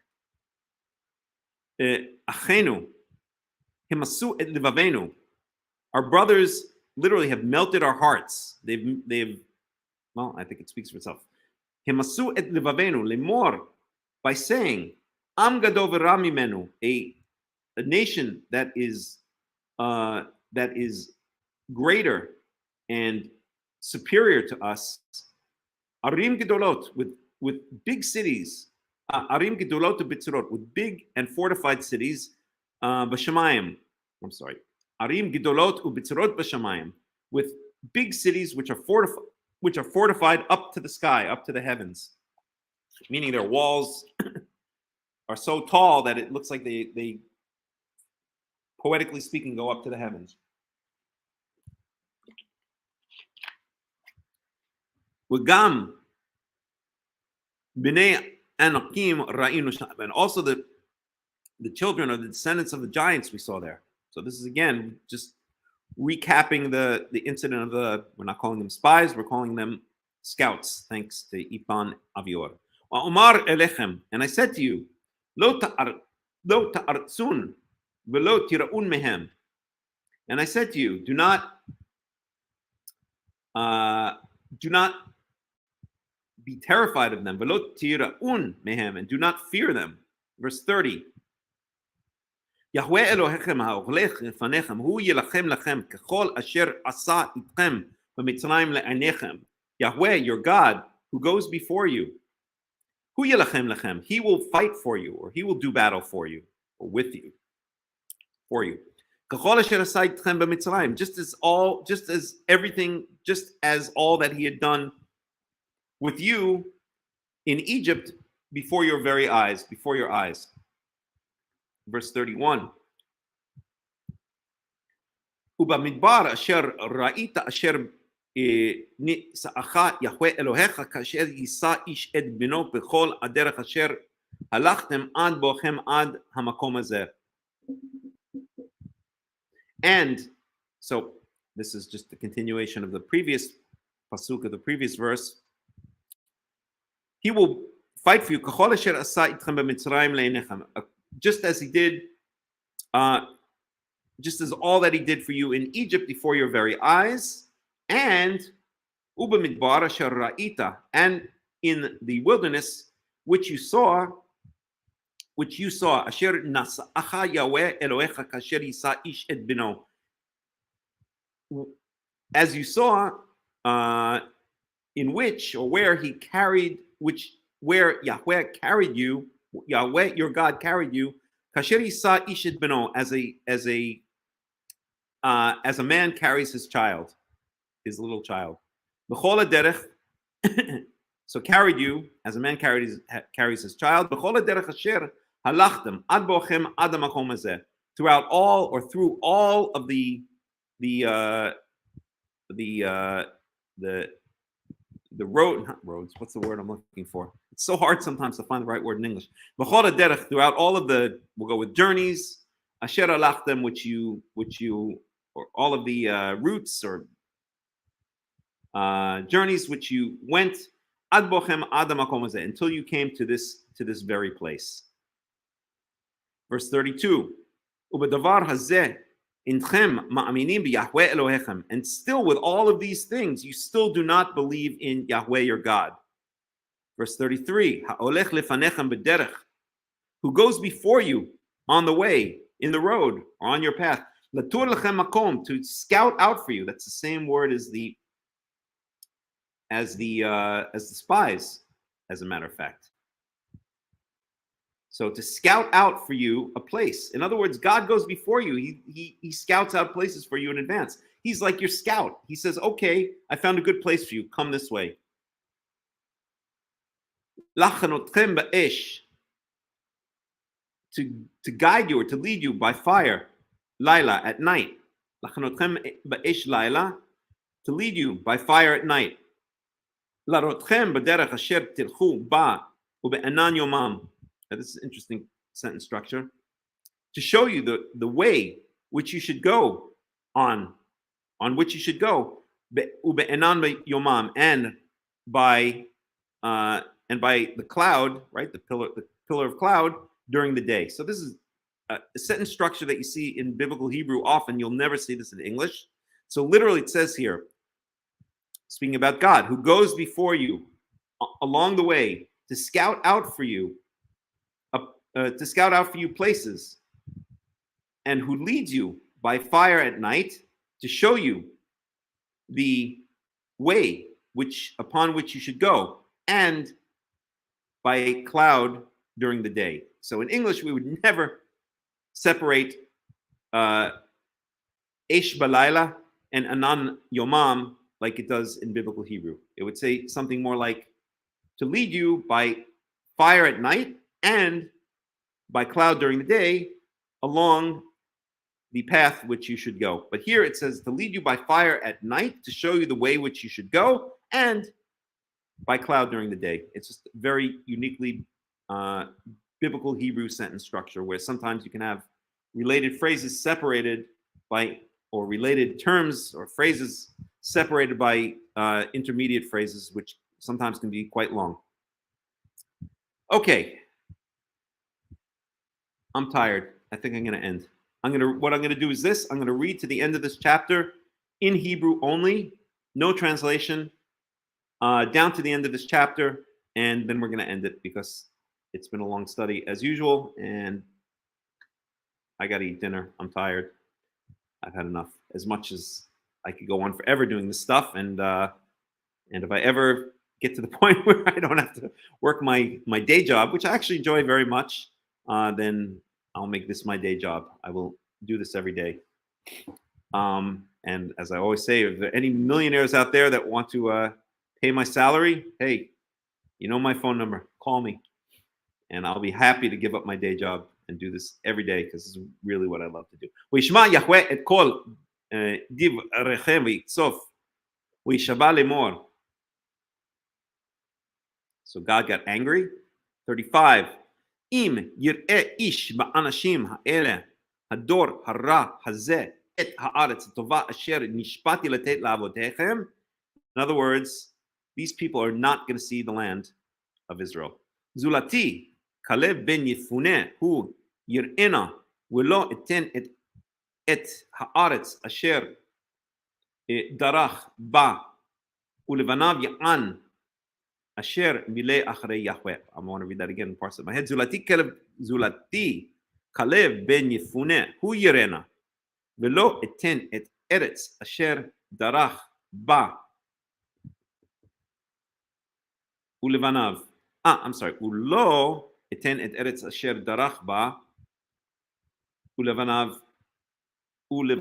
Semicolon. Okay, got it. So in other words, Caleb ben Yefuna and his children, they're going to see the land upon which he tread. In other words, Caleb ben Yefuna tread, because he was one of the spies that went up into the land of Israel. He tread on the land of Israel, something that none of the other Israelites, aside from the other 11 spies, can say. No one else in that generation had yet entered the land of Israel, and he will inherit the land upon which he tread, meaning Israel. He's the only one. Well, he and Yoshua ben Nun. Everyone else is going to die in the desert. Because he fulfilled the word, or he followed fulfill the word of Yahweh, or fulfill the word after Yahweh. Gam bi hit anaf Yahweh biglalchem lemor gam ata lo tavo sham. And God got mad at me. This is Moses speaking, and said, you are not going to go into the land of Israel. Yeshua bin Nun omed lefanecha u yavo shama oto chazek ki u yanchilena et Israel.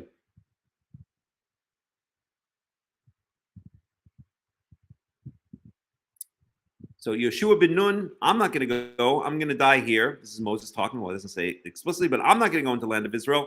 So be kind, or listen to Yeshua, because he's the one who's going to lead you into the land. Verse 39, Utapchem asher amartem lebazi uvenechem asher lo yadu hayom tov wa ra ema yavu sham velahem et nena wahem yirashuha. So your children, who you said are going to be the spoils of war, you're going to be killed as spoils of war, or taken as slaves as spoils of war. And your sons who as of today do not yet know good from evil, and that means they're under the age of 20. According to the Torah, we see this from other places. They will go into it. They will go there. They will, to them I will give it, and they will inherit it. But you turn around away from the land of Israel, go back into the desert towards the sea of reeds from where you came. Wow, that must have hurt, right? So instead of you going up to the land of Israel, your children, who you said were going to be killed by their enemies, they're going to go up to the land of Israel. And as for you, turn around back into the desert for another 40 years. That is quite a harsh punishment. ותאמרו אלי חטאנו ליהוה אנחנו נעלה ונלחמנו ככל אשר ציוונו יהוה אלוהינו ותחגרו איש את כלי מלחמתו ותהינו לעלות ההרה ותהינו לעלות ההרה.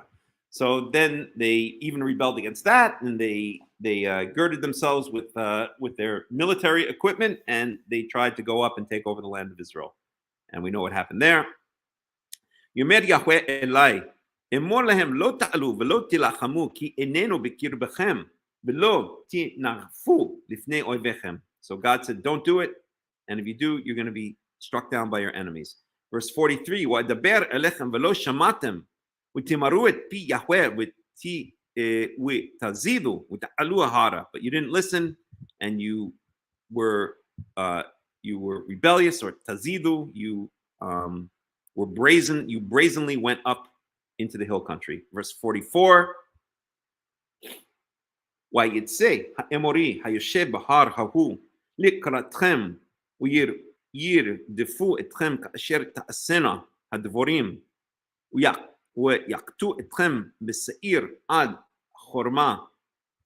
So basically, the Amorites who live in the hill country there,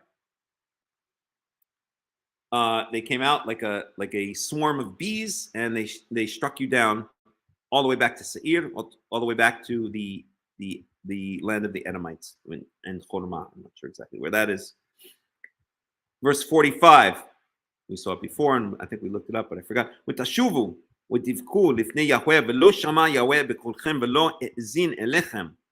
So you cried out to God, but he wouldn't listen to you. Verse 46.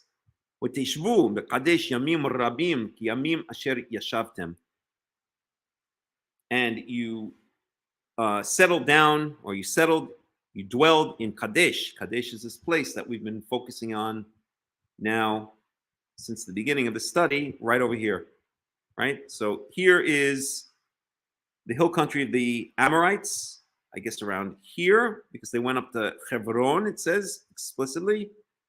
Hebron would probably be right around there or so. So that's the hill, more or less. This is the hill country of the Amorites, more or less there. And now you're going to stay in Kadesh Barnea for a while. And that brings us to the end of Deuteronomy chapter 1. And boy, I wish we had more time, but it's just such fascinating stuff. I can't get enough of this.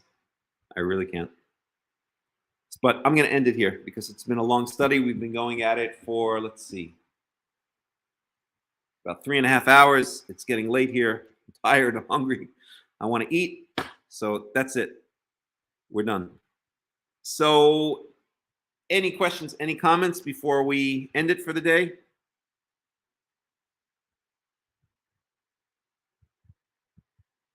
Anybody?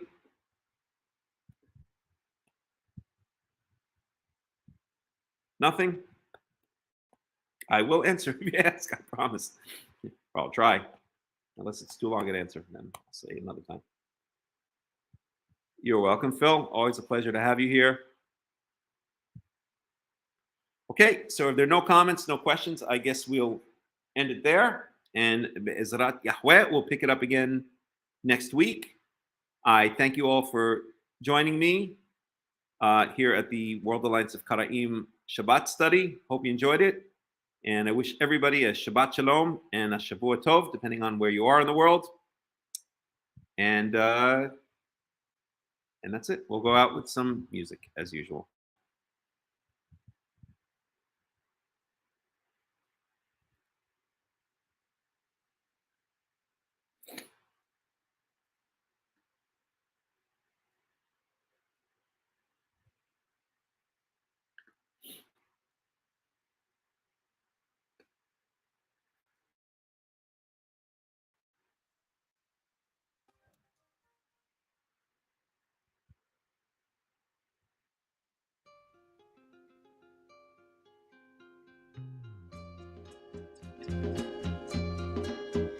בהיאחזות הנחל בסיני, המון דברים יפים ראו עיניי, כמו למשל חיילת יחיפה, וצמדה מוטלת על כתיפה, ובחצר היו החיילים, צולים דגים גדולים על גחלים, המון דברים יפים ראו עיניי, בהיאחזות הנחל בסיני, שם כל הסרות והדליות והרינות פסעו לאט בתוך סדירת כזוארינות, עם כל האור וכל הפלאי אשר ראיתי בעיניי, אשר ראיתי בעיניי.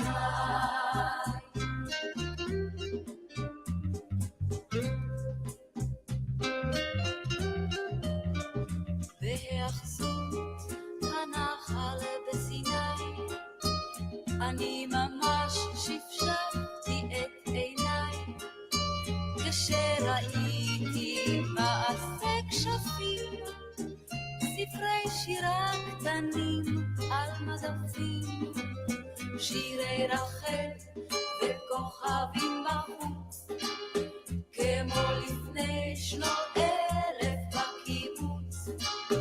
אני ממש שפשפתי את עיניי, בהיאחזות הנחל בסיני, שכל הסרות והדליות והרינות פסעו לאט בתוך שדרת כזוארינות, עם כל האור וכל הפנאי אשר ראיתי בעיניי, אשר ראיתי בעיניי.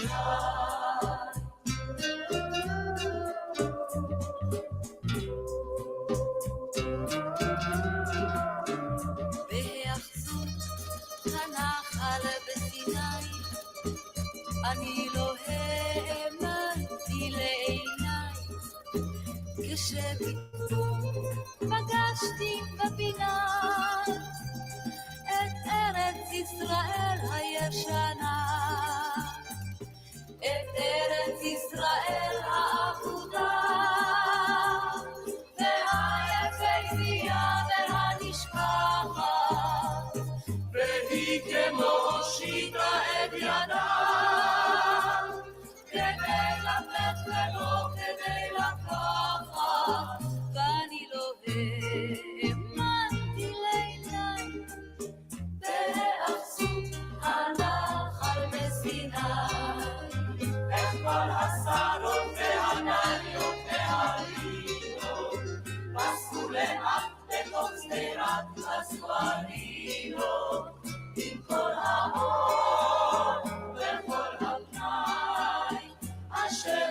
ראיתי בעיניי, אשר ראיתי בעיניי.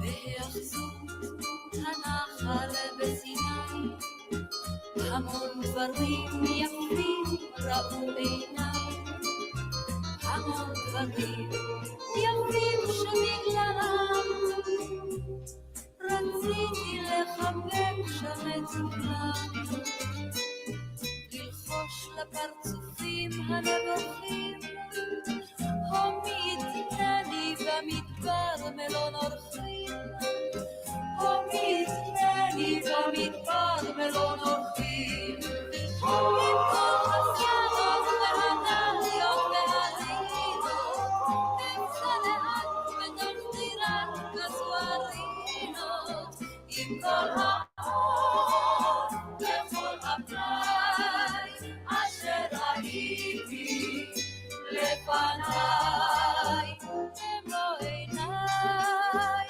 במו עיניי.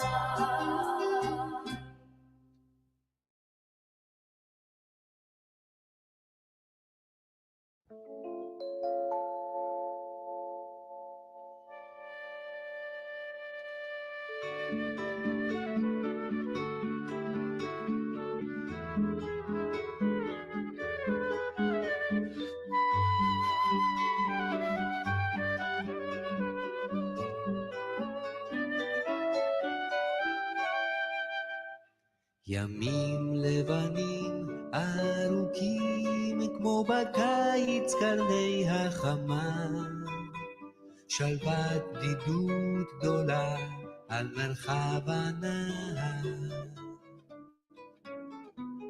חלונות פתוחים לרווחה אל תכלת דממה, גשרים ישרים וגבוהים